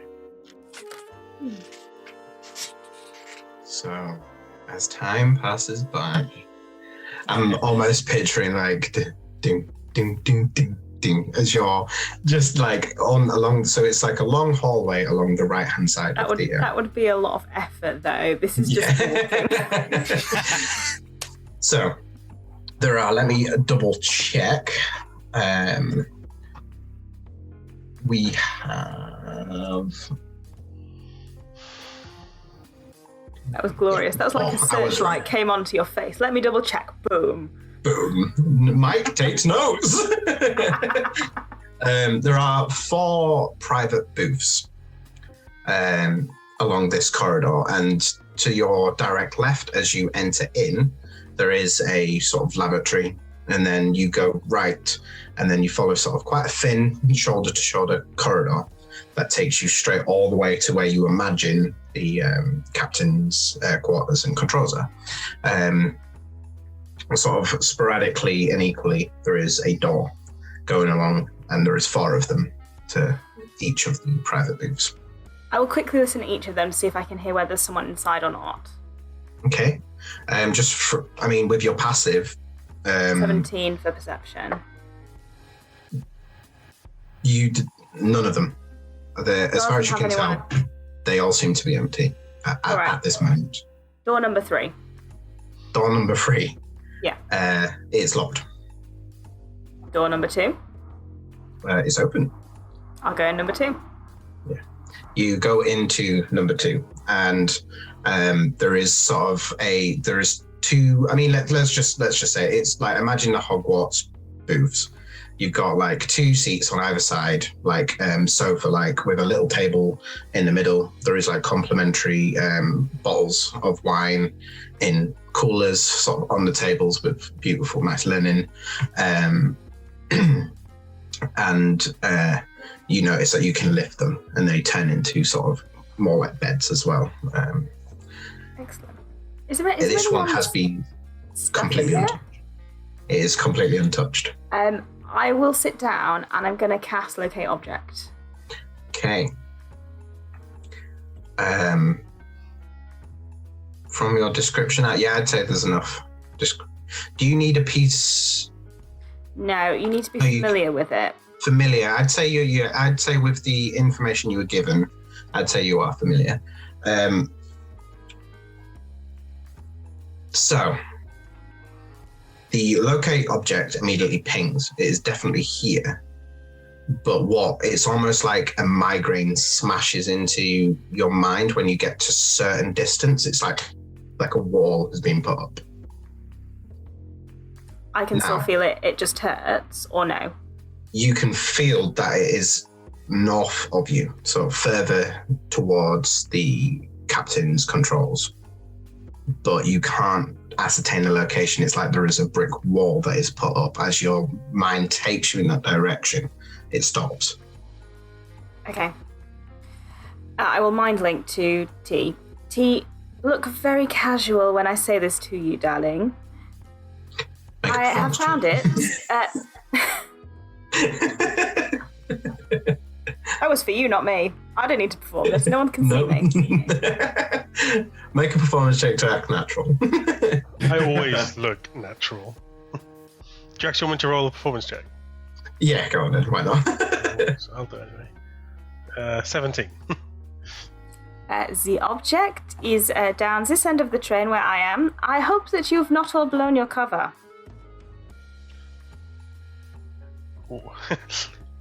Well done on getting the object location so quickly. We're undercover? I'm going to pretend that I did not hear that.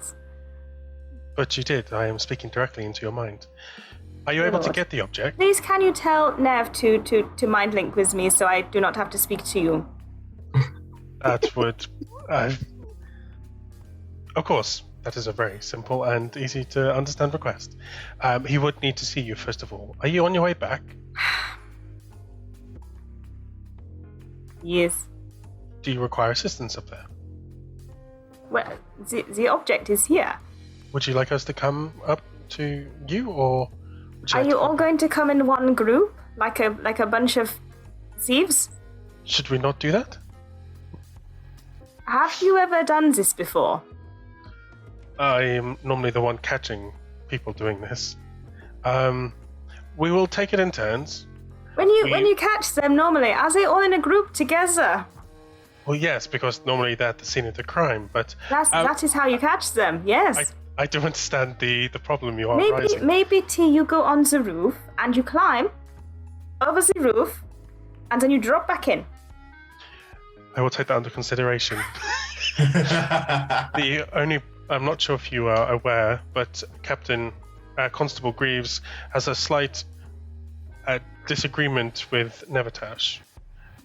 Do you have any idea how we may get him past? Would you like me to go flirt with the captain? I can. That is exactly what would be great, yes. He seemed quite taken by you. It's a skill. I have no idea. One I do not possess. No. If you'd let me know when the time is right, I will ask Nev to quietly maneuver through the bar. But you let me know when the time is right, and maybe perhaps then he can also mind link with you as you requested. Well, we have resolved this now. I am content. We may remain like this. How long does this last? An hour, I believe. That's an hour, but I can continue to reactivate it as many times as we would like. Excellent. Marvelous. I shall call you in a second, darling. I will look forward to hearing from you.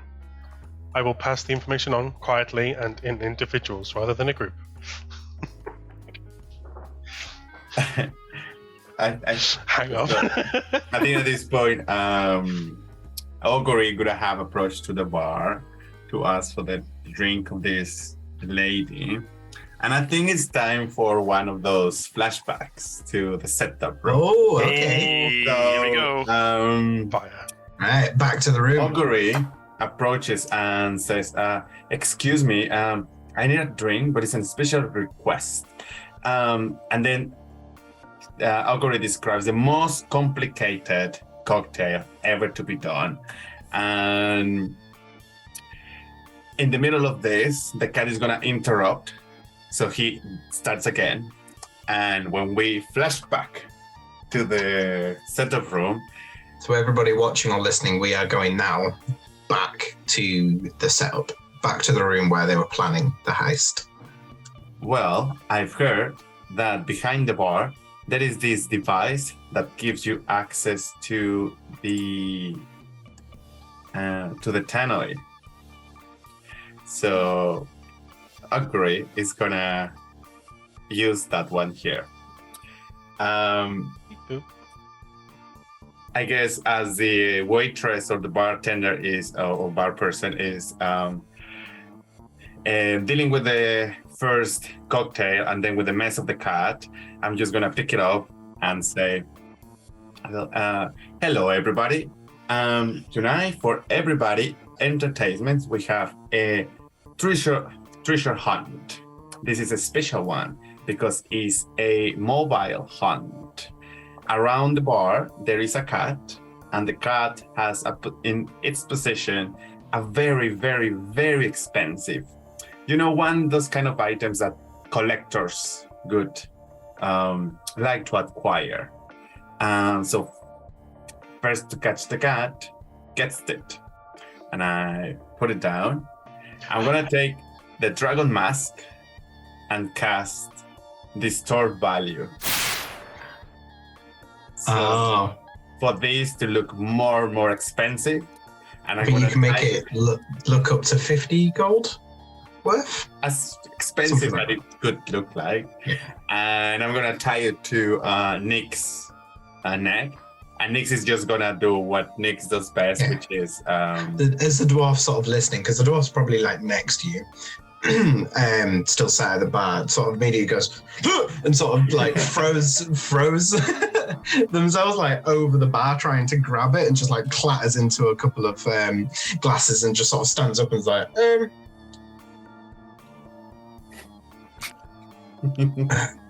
nothing happened. Oh wait, nothing happened here. And just sort of pulls out a bottle.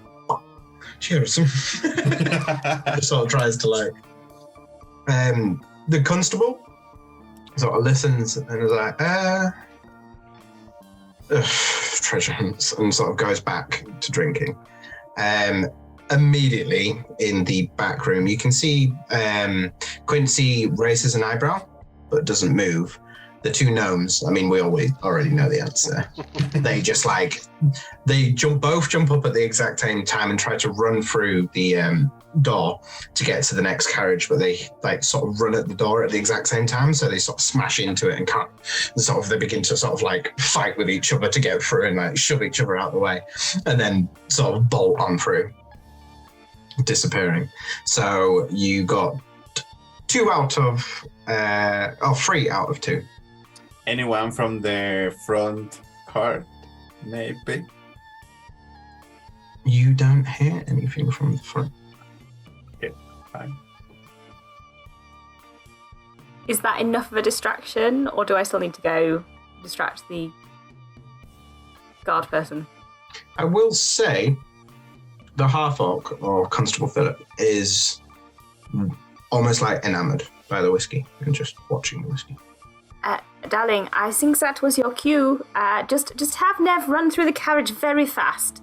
I know that fast is not his normal milieu, but just very, very fast. That just depends on who you ask. I will ask him to do so. Now, T. I will quickly relay that in hushed tones to both Alora and Nev. The device is at the front. You must quickly use this distraction to get past Captain just go! And this time be fast, Nev. I can be certainly. Whatever. Yes. Just relaying the information. So, how would you like... Are you going to pass, Philip? I'm going to be the last one to go, so I'm going to stay. And because we can't all go as a group, as I have been informed, so I will stay seated in my seat. At this point, Argry, two gnomes come absolutely flinging through into the bar, smashing into tables and bar stools, and just run straight past you. Basically, just like, and then run through, trying to catch. Is the cat staying in the bar and just sort of hopping around, trying to get away from them? I guess only in the bar, because if somebody closes the door, it's not like the cat can't open a door. Okay. At this point, because the gnomes have come in and now are basically just trashing the bar trying to catch this cat, Constable Philip is going to sigh greatly, stand up, take his glass, go to the bar, put his hand around the other side of the bar, pull the whiskey bottle, and is going to turn around and walk into the private booth. Because this is far too ruckus for my quiet drink. Okay. Beautifully. I want to pickpocket him, if possible, but I don't know what I'm looking for. So I'm just gonna pick up anything that I can find. Are you gonna try pickpocket? Roll a sleight of hand on the constable. Well, that is a natural one, but I saw this situation this morning. So I got a 16, I believe. So that's a 21. Very well done. You pull out a badge. A what? A badge. A badge. A constable's badge. Nice. Okay. Well, I guess that's it before he leaves to the other room. Yes. As he walks into the private, can I pull my back to the planning? Yeah. Back in the room. I'm going to choose a person on the inside. I already know Corporal Greaves as well.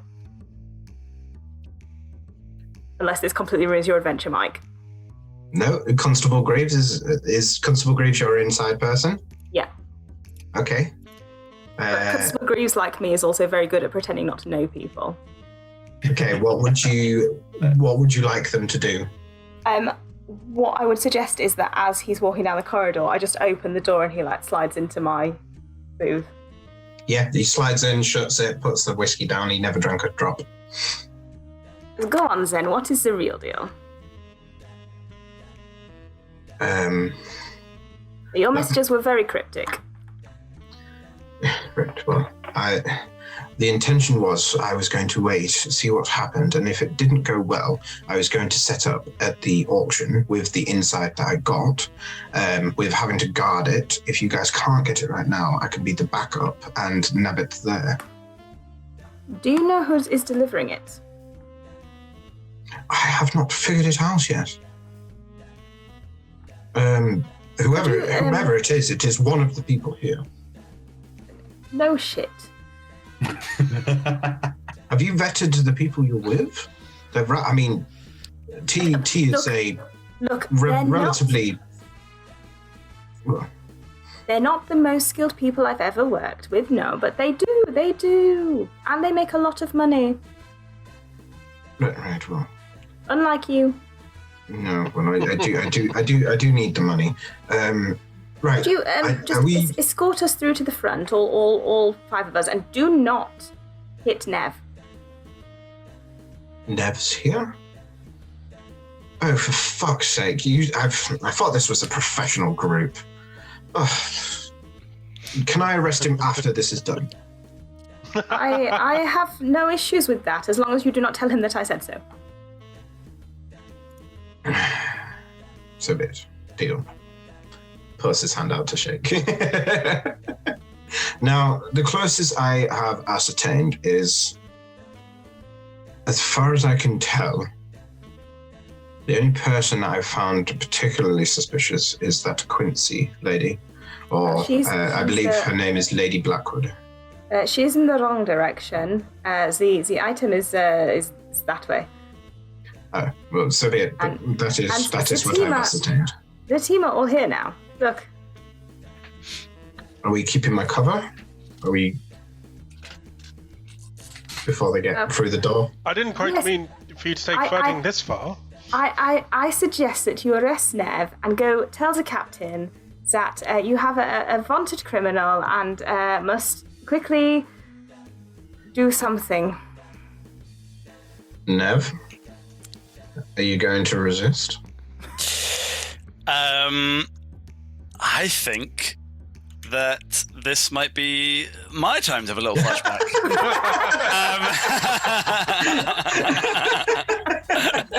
Fire.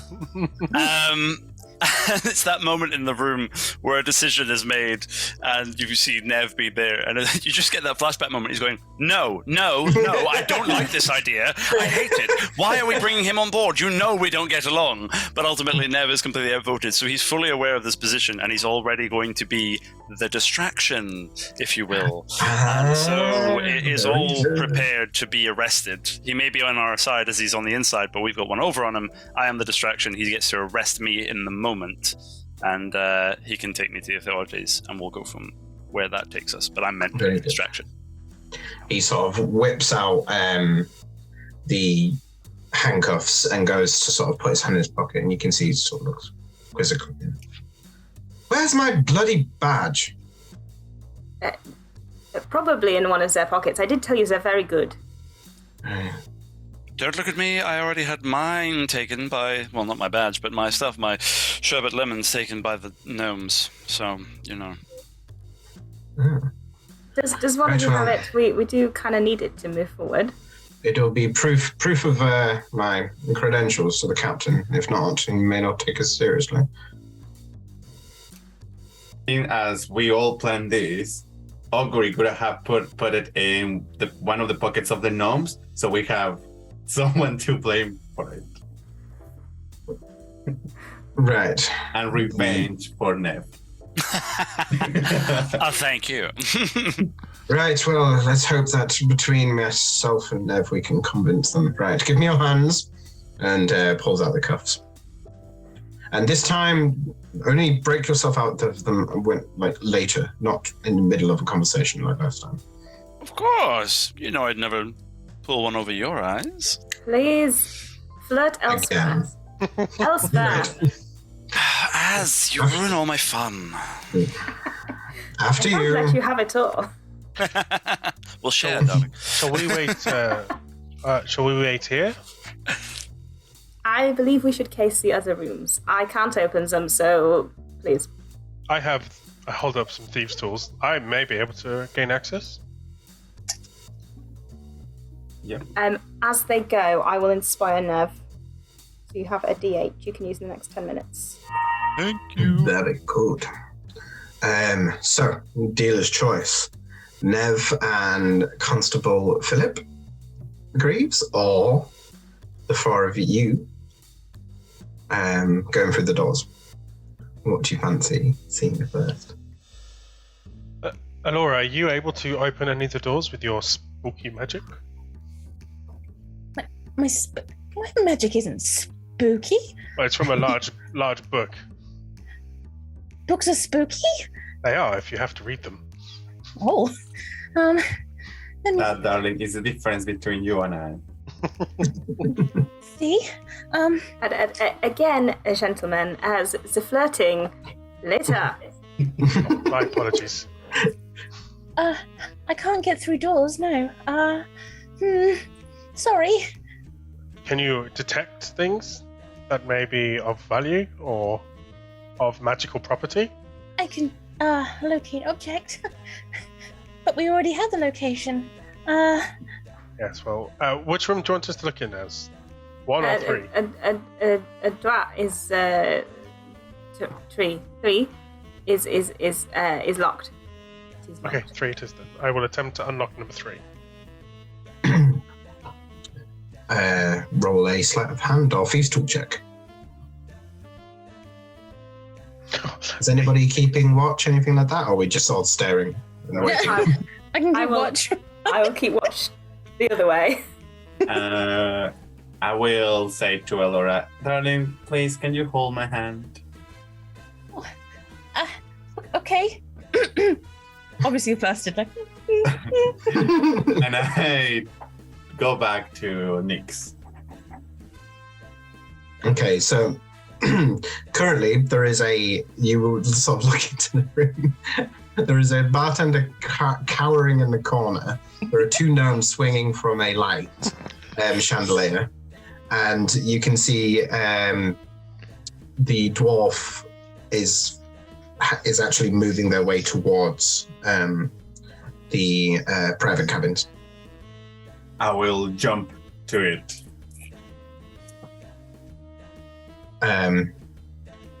Jump to the dwarf. Are you jumping on its on their shoulders or?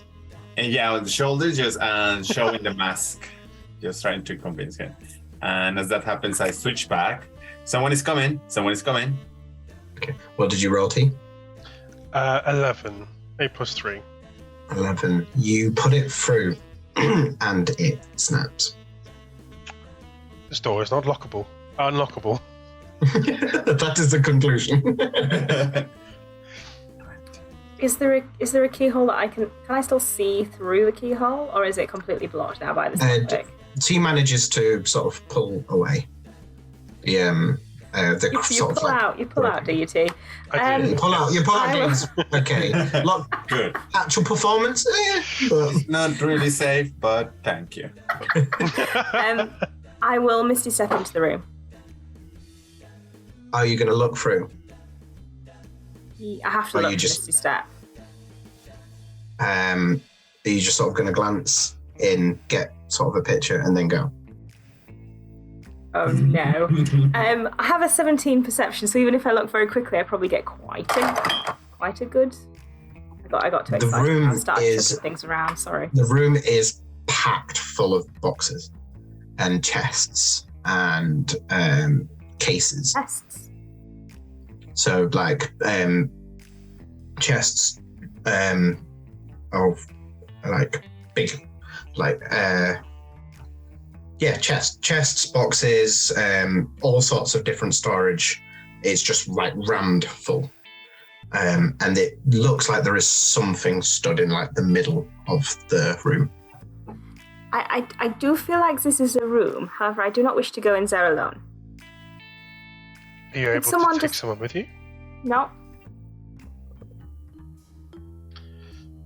Okay, I'm going to put a little bit of pressure on you. You've got one action or choice to make before the dwarf will come into this room. Someone who... Sorry. Or someone who hasn't done their thing could get a duplicate of the key. If you want to. We still have to escape, right? I'm saving it for the fire. So all the boxes on fire, see what happens. You've got 2 left. You've used 3 very, very wisely so far. Do they look like the kind of doors where once you're inside you can just open them? Because I've been in the other cabin. They are latches. Yeah, you would be able. They're like that. Fine, I will Misty step in and open the door for everyone else. Okay, you Misty step in, and immediately are met with a stone construct that is stood silently. Bonjour. Looks down at you. As you open the door. Just gonna Hello. open the door. Run. Oh no. I close the door back.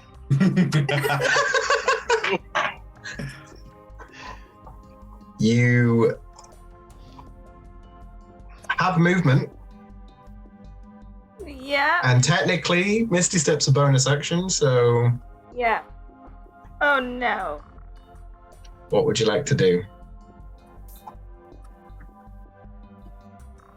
I'm going to. Well, it's a construct. I can do literally nothing to it. I'm just going to leave. Okay. It will take an opportunity attack unless you disengage. Oh, I will disengage, and then I'll just leave. I'll just like duck under it. So this is not for me. This is not for me. Okay, you can't see what has happened, but you immediately see that the dwarf is genuinely distracted and sort of looks up, and then you notice that something underneath their shirt begins to glow. And the dwarf immediately looks down, looks up at you, and scowls. And let me see my mage hand can go to things. I'd like to pickpocket him. It's invisible. I don't know if it can go through objects.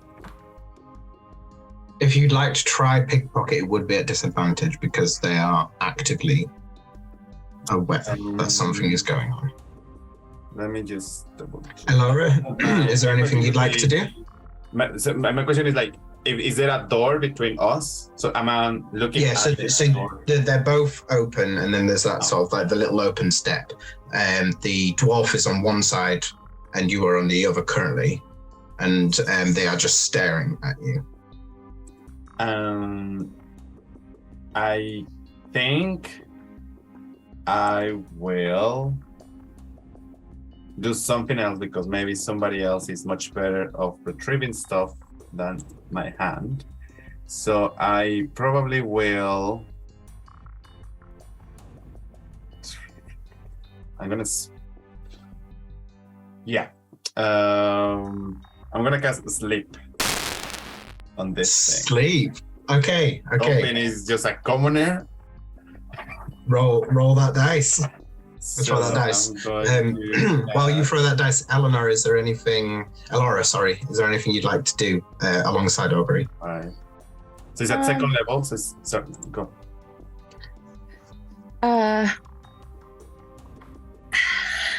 Sorry to put a little bit of pressure on you. It's okay. If the sleep works, then no. But if it doesn't, then I'll. Okay, yeah, you hold on to that thought. Yeah.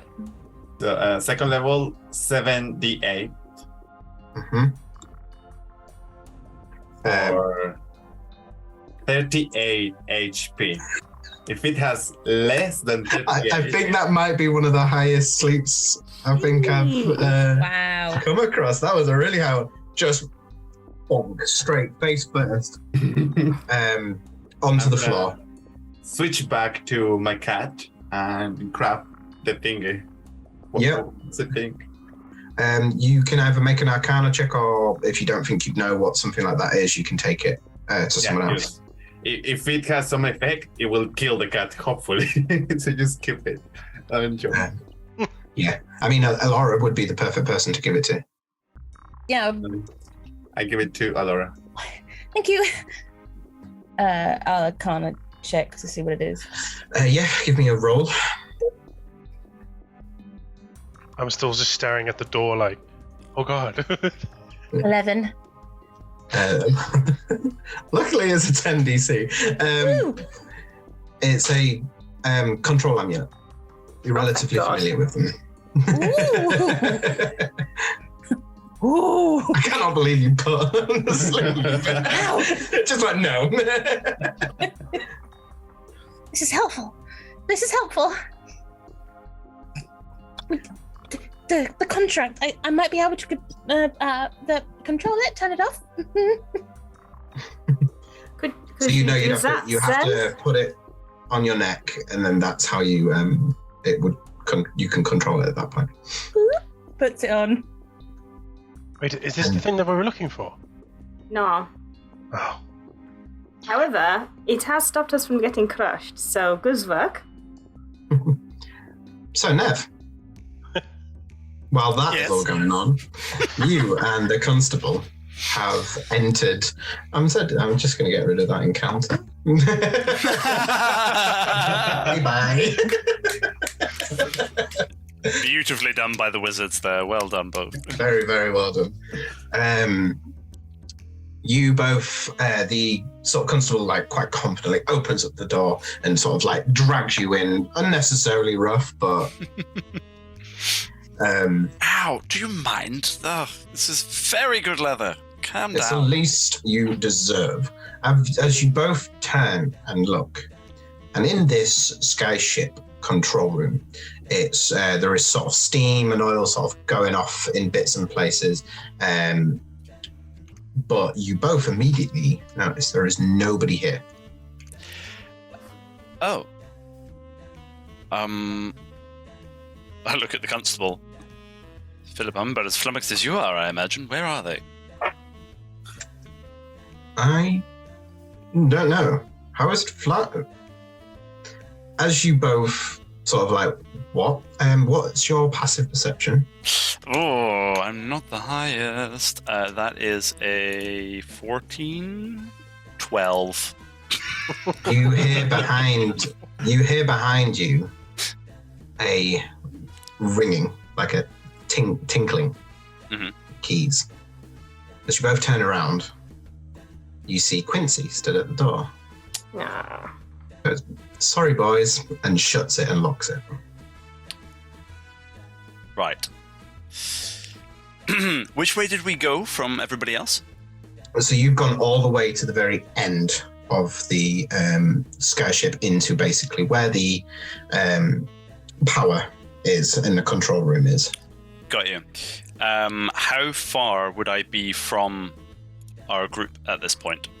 It wouldn't be far. It'd be about 40, 50 feet. In that case, without even a beat towards Philip, Laura, you just hear in your head, Laura, darling, Quincy, the wood elf, she's the problem. We're kind of locked in here. Could you get the others and get me out, please? I don't want to be in with Philip. Don't worry. We have a new friend. Brilliant. And they are what or who? A very large construct. Laura, darling, you never fail to impress. Turns to tell the others. We have a slight problem. The wood elf is the problem, and Nev is locked at the back. As time passes by, you immediately look to the right to where the door would be, and you can see, you sort of catch the back end of a boot going into the fourth private quarter. Hypnotic pattern. Ooh. And I do believe that just states you have to see the target, if I remember rightly. I put it in a 30-foot cube within range. Cool. What was the saving throw again? Wisdom? Saving throw. 16. God damn it. That is my DC. Silver. Oh, yeah. Silvery barbs. Now, the hard thing is, only as time passes by saw her. I can silvery barbs. Okay. Disadvantage. That's 18. That's higher on the dice. That was a really good idea, both, but that was unlucky. As you see the boot disappear into the fourth booth, so the very last one, she's shut the door on Nev and bolted into that room. And as there, someone else go first. Do you want me to send our big friend in? Oh yes, it's a friend. Yes. Mm-hmm. I'd like to control the friend. Make him open the door. The door is actually open. The construct sort of is struggling down this quite tight. It's having to go like sort of sideways off as it shuffles along like. You go. The construct goes in, walks into the room, and stops. Follow? Peep round. You did. The room is empty. Ah.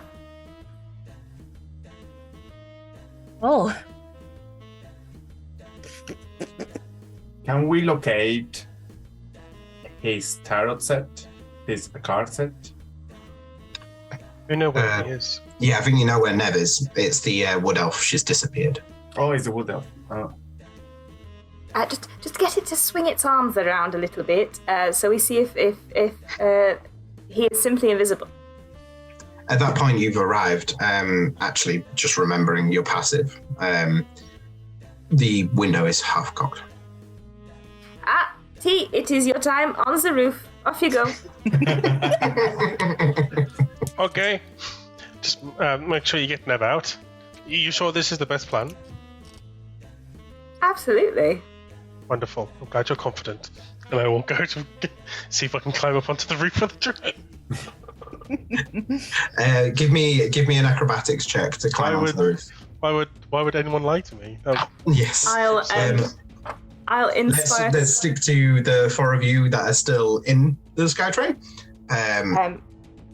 I'll just inspire T as well by being sarky at him to help him with the roof climbing.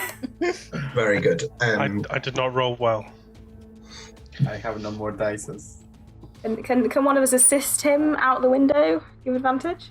Well, currently it's only Alora and as time passes in there, as Augury didn't state whether he'd gone over or not. So it'd be between you two. Can Blocky friend help? Yeah. Very, very good idea. Very good idea. Blocky gives you that foot up that you needed. Oh, that's so much better. It went from an 8 to an 18. Whoa. Thank you, Blocky. 8, you'd have been hanging. You'd have been hanging. I'll put it that way. Without any problem, let's get some descriptions out there. How do you sort of like get yourself up there? Let me just see what I've got. I've got a wood carver's toolkit on me as well because I've got loads of stuff I've got loads of tools, and I use the little chisels to kind of like stab into the train wall, and then and then I put my feet up and I'm kind of like bent over and squatting slightly out the window as if I'm trying to use the toilet, and then I just climb my way up. Mm-hmm. You climb your way up, and you can see Quincy on the same carriage still, but she is shuffling back down to another window. She looks across to you, smiles, blows a kiss, and then drops off the train. Down from the angle you're at, you can't see if she's dropped off or. Would you like to follow? Yeah. Tell us what room she's gone into. Roughly which bit of the train did she drop off from? It looks like the next one across. So the bar? No, the same cabin, just the next window across. So she's in number 3. The one that we couldn't open. As I do believe she has just dropped in either to her death or into room number 3. Would you like me to follow? Yes, do you want to come back inside? We will go down the corridor. You feel free to go across the roof if you prefer. I have an idea which I believe may work. Great. All your ideas do. This will be fine. We should go to room 3. Can you not just bloody blow the doors open, Nev? Like, you pull all of this crap all the time and you can't get through a bloody door. Well, if you just give me a second, and I will get myself out of the handcuffs, please. For fuck, yeah. Look, you put them on tighter than normal. I had to do a little bit of extra work. Jeez, buy me dinner first next time. Anyway, right. And if nobody has come yet, I will. Hold on. I think I might have something that could be quite... Yeah, I'll say, stand back. Would you just stand back? Can I cast Shatter on the door, please? we don't need to piss about it. Just yes. He always likes to make an entrance. Watch him. He'll be throwing cards in the air. I come out throwing cards into the air.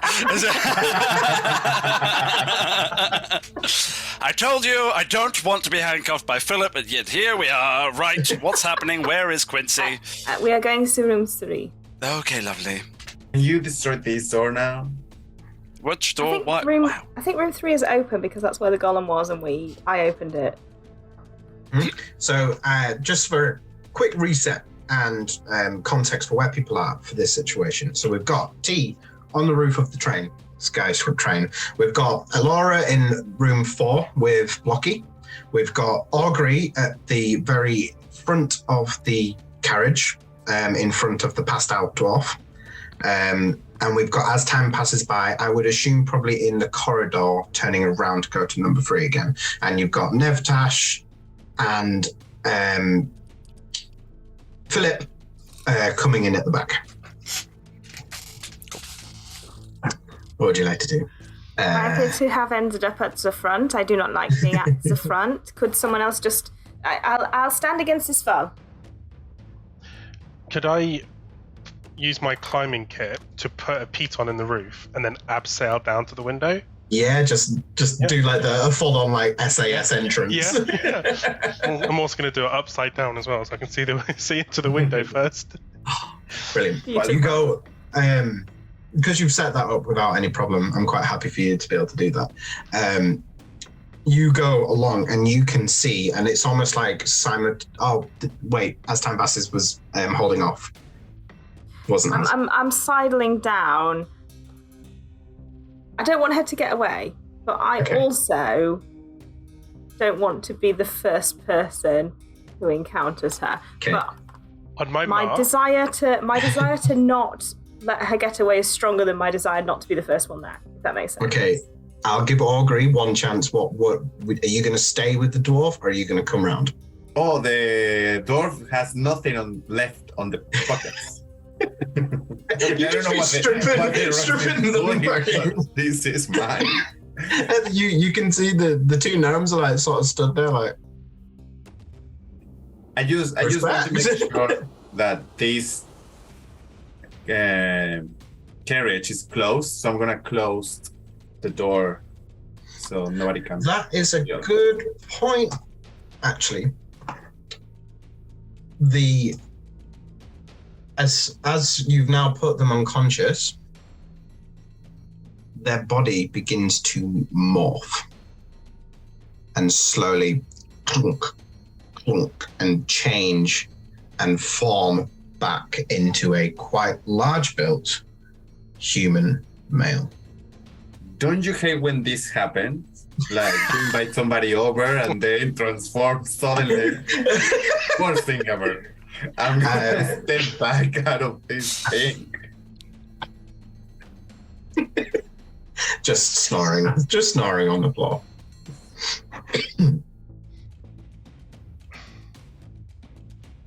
Are we busting? Are we busting? I guess simultaneously I sidle while you abseil down. So with like both heads appear at the same time. If I may hold my action for a firebolt, and that's it. Okay. Is she in this room? Simultaneously, she both. She unfortunately could not pick the lock. So you come in and you can see her. She's trying to desperately get into this lockbox as she turns and looks at T's face, and back over at Az. And she's like, "Fuck." Gonna cast Calm Emotions. It's a charisma saving throw this time. 14? No. I suppress strong emotions. So it's indifferent towards us. Yeah. Indifferent towards us at the moment. She sort of just like stands up straight. We are all friends here. No. T's face lights up. Yes, and I want that. Yes, well, you are welcome to it once we've had chance to discuss. Okay. You can see T out I'm the just window gonna saying something. mind but link, you can't mind hear link T and be like, "Fuck's sake, turn her up." it. Do you want to be in there? Well, yes, you're friends too. I have to break the glass. Mage Hand opens the door, the window. Just as I'm about to slam through, I'm like, oh. I'll maneuver my way in. Lady Blackwood, I believe you're looking for an object within this box. Mm-hmm. If you would just stand to the side, and I will show you how a master unlocks a chest like this. May I borrow your thief's tools because I broke mine? Nev, he's going to do it again. You should come look. What? Oh dear. She sighs and passes them to you. Augury, you're holding your fireball as the two doors from the day suite open as the two minotaurs push through. And like, what the fuck is going, boss? And they run towards, one of them runs towards the guy laid unconscious on the floor, and the other one is going to charge you. Can I use this moment to go back to planning? Yep. Perfect. And I would like to use the gain a useful object. Yep. And I would like to give Augury a portable hole. Yes. So good. So good. Now, with that pre-planning, would you have liked to have held your fireball still? Or would you have liked to hold your... I absolutely would have used the portable hole. Okay. Now, I can't remember if it's a saving throw or if it just appears and they fall through it, but I'm going to give them a dex saving throw if we all think that's fair, just because I can't remember exactly what. Yeah, so you use an action to unfold the portable hole and place it against a solid object, which would be the floor, and it makes an extra-dimensional hole 10 feet deep. If they fall into it, it doesn't say anything about dex or saving throw or anything, but if they fall into it, it's a strength check to break out. Okay, brilliant. So it's an auto fail for them. That's perfectly fine. They both, as they run towards you, Augury, do you want to describe how you just place this hole as they fall into it? Some sort of electricity appears on the ground, and then it disappears, and the ground disappears.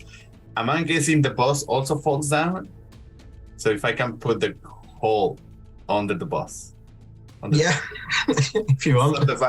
Is that a Minotaur as well? They'll get them all.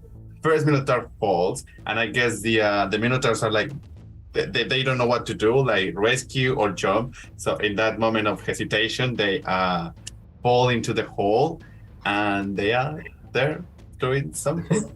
We'll come back to them to see if they can get out. But for now, you've gained yourself some time. So back in the room. She stands back and lets you go near the lockbox. Now, this lockbox is a sort of brown leather lockbox, much smaller than most of the boxes in this room. But it is particularly sort of notable. Like the texture of the intricacy of the box is much more lavish and expansive than anything else in the room. Alora? Yes? Might you assist me in making sure that this boss won't explode in my face? And also, if I do get it open, you could evaluate whatever's in the box for me. I can try. Perhaps the rest of you could psych me up somewhat if you're able to. Oh, yes, T. You will do an excellent job as always, of course. As I'm saying this, Nev, are you still holding handcuffs? Yes, yeah. I'll be gently spinning them around in my finger like that. I think I'm going to tap them. It has meaning, but I'm just going to tap them because I don't want to say it out loud. And look directly at the woman. I'll be yeah. Okay, cool. And as you do that, and I take that one, and I'll start walking over to be like, of course I'll give assistance. Not a problem, T, and turn directly to Alora and just give you a wink and be like, you'll be as charming as ever, and I inspire you as well. So. And then I'm going to head over to Quincy. As you sort of like head over to her, she sort of flops back onto sort of part of the chair that's still like there, almost in defeat. Like, just sort of like. I'll ask her to put her hands out for me. So come along. I forgot to tell you, as I attach them, the readings always work out better for me than they do for anybody I read for. Sorry. Let's get that sleight of hand roll with all of the buffs. Or was Alora going to check first? Hopefully. Yes. With Arcana? Arcana? Perfect. Perfectly fine. Or investigation if you prefer, but... Both is good, but I'll go Arcana just because wizardness. 11. You are inspired, if you wish. Oh, what does that do again? It's Sorry? a D8, so roll a D8 and add it to your total. Thank you. Not Mickey Mousing it.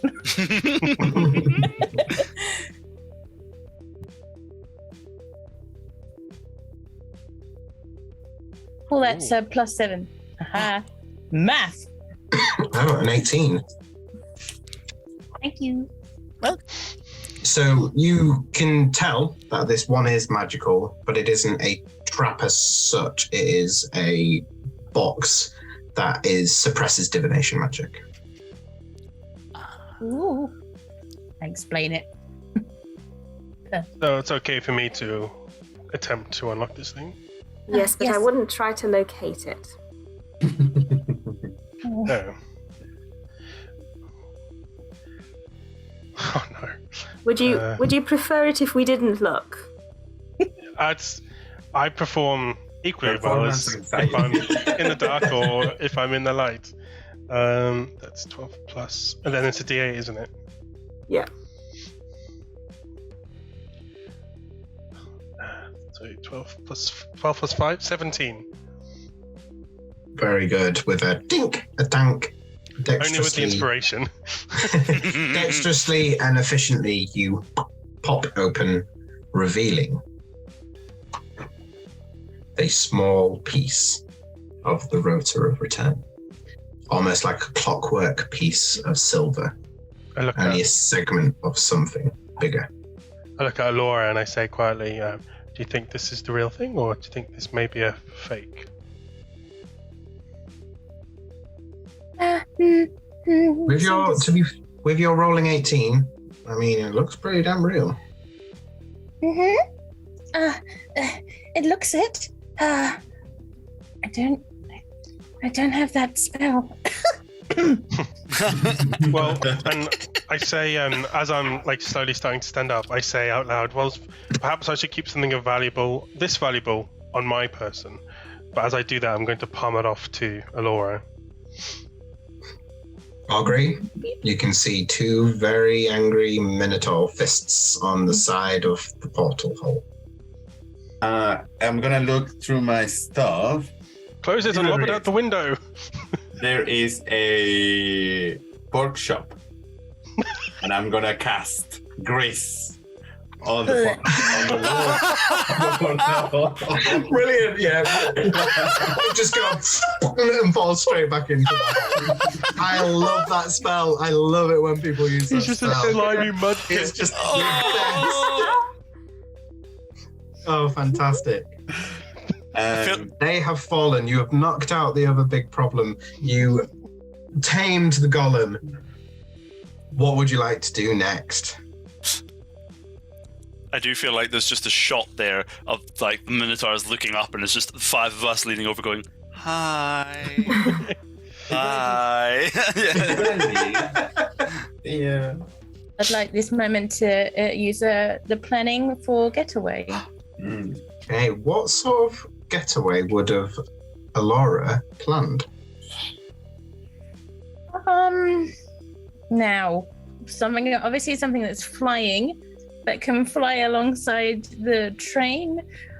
If I can have a flying carriage of some sort, that'd be lovely. Is that So there's possible? a flying carriage. I mean, we can go all out and have Pegasus pulling it. What anything you want, Griffin. A griffin. I love a griffin. Alec. Yep, nice, very well decorated carriage. As it pulls up onto the side, do you all jump on? Anybody'd like to stay? Can I bring Blocky with me? The carriage just goes. We need. I'm not going to do that to Laura. Yeah, we need to maneuver away for Philip to stay. I will. Yeah, we'll make it so that we hand over Quincy. Like, Philip, here's your reward. Clearly a bounty hunter. Clearly somebody after something. Yes, and well, I think I'll take all of this as well. And points at the rest of the boxes in the room. Ah, yes. Those, no skin off our nose, as they say. Nev? Maybe this will settle your debt with Nev, and you two can start anew. Well, I hope I never see any of you again. Well, good luck in your future. You're not that lucky. Feelings mutual, friend. You want to go in the hole? As we depart, I'm going to throw my cigarette, which I've had all this time, onto the plane because we didn't get to fire.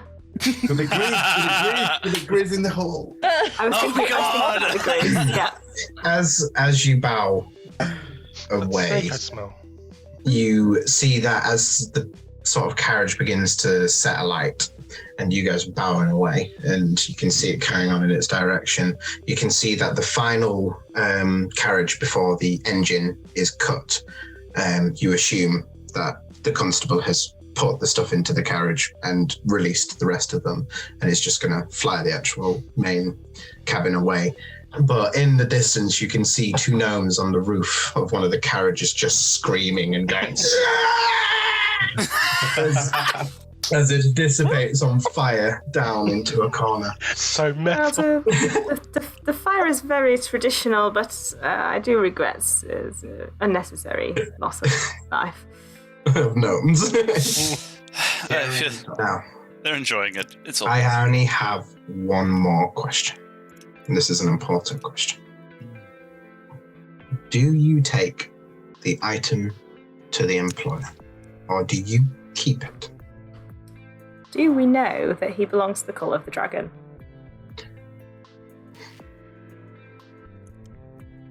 It's a good question, because I have no idea.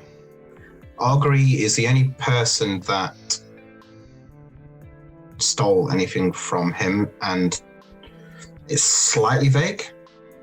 It depends. This is more of a character question. Would, as time passes by, be aware of them, for one, and two, would, Definitely as time slept passes. with one in the past, not a good guy. I think if the thing is more valuable than what we've been offered, then would probably prefer to keep it. I feel like we could have like another person who usually tell us the actual value of something, like the appraiser. Like a fence. On there. I'm down But I for wouldn't. whatever. Yeah, I'm down for saying that. Would it be possible to kind of examine the item very quickly and see if I can get an idea of how much it would be worth? You were offered 1,000 gold apiece. 1,000 each. 5,000. Oh, okay. It's I vote we just hand it in and be on our way. No. This was a lot of effort. It was. Hmm? I climbed out of a train window. You did very well. Can never praise roughly how much it's worth as opposed to what we've been offered. As a travelling man of culture. Give me just a straight intelligence check. I shall inspire you. Thank you very much. I'll just smile at you like I normally do. Yeah. Also very inspiring. I will use the inspiration for extra in case, because that, my friends, was a full 8 on the D8. Flat intelligence is okay, so that is going to be a dirty 20. Dirty 20. The answer is simple. In this form, no. But in another form, maybe. Cool. Then, yeah, I guess I'll probably say,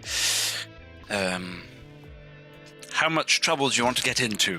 Because the 1,000 we've all been offered is probably worth a lot, but that's because this is useless by itself. And I mean by itself, if you get my picture. Yeah, rather like T then. I'm sorry, T. I'm still in character. That's quite okay. I completely agree. We like trouble. I like trouble. I love trouble. Trouble has been It's all right. Trouble's fine. Laura, are we rubbing off on you? How dare we? No. I have enjoyed conversing with you all. Okay. Always a pleasure to have you along, T. The final decision: who is in possession of the Rota of Return? Laura. Laura. Okay. And that was where we'll end the session, as you float off far away from the Emerald Way to not return it to your employer. And you disappear off into the sunset. Thank you, all of you, so much. That was such a pleasure. You pulled off exactly what sort of I was hoping to see, and it was just basically screwing me over every second, which is just the best. If you enjoyed tonight, we play every Monday, Tuesday from 6 p.m. GMT BST, or 10 a.m. PST. We also play. I don't actually know what we've got on Monday, Tuesdays at the moment, but Mondays is Chris's show, Mythranor, something, the Wreckage of Mythranor. That's the one. Lots of characters who hate Prosperous, all having a great time, hating each other as well. Then on Tuesdays, we've been doing this run of one-shots. Either we've got one left, or this is the final one, and we'll be moving on to Sean's new show, which is called something I don't know. Failed Typewriting. Very exciting. You catch up on all these little one-shots, because sometimes they might be connected to things, or sometimes it might be the whole new thing. You never know what you might pick up in the little sort of in-betweens to these fantastic shows. Speaking of the shows, they're all streamed at twitch.tv/rolltogetherrpg, but you can find all of our content archived on youtube.com/rolltogetherrpg. There is also podcast versions of our shows, which that's what I do when I'm working. Listen to them in the background so I can sort of keep an eye on and keep up with the lore and what we're creating. Available pretty much on every podcast network that you can think of. Just search Roll Together RPG. Massive thank you to our D20 Club, as ever, on Patreon. There'll be a link in chat now. So please do come join. Every penny helps us make all the content that you get to watch all the time. And we just love it. And love that you guys do too. Big thanks again to our sponsors and supporters. And don't forget, we're all over social media as Roll Together RPG. Thank you for watching, and see you in the next couple of shows. We'll see what happens. Thanks very much.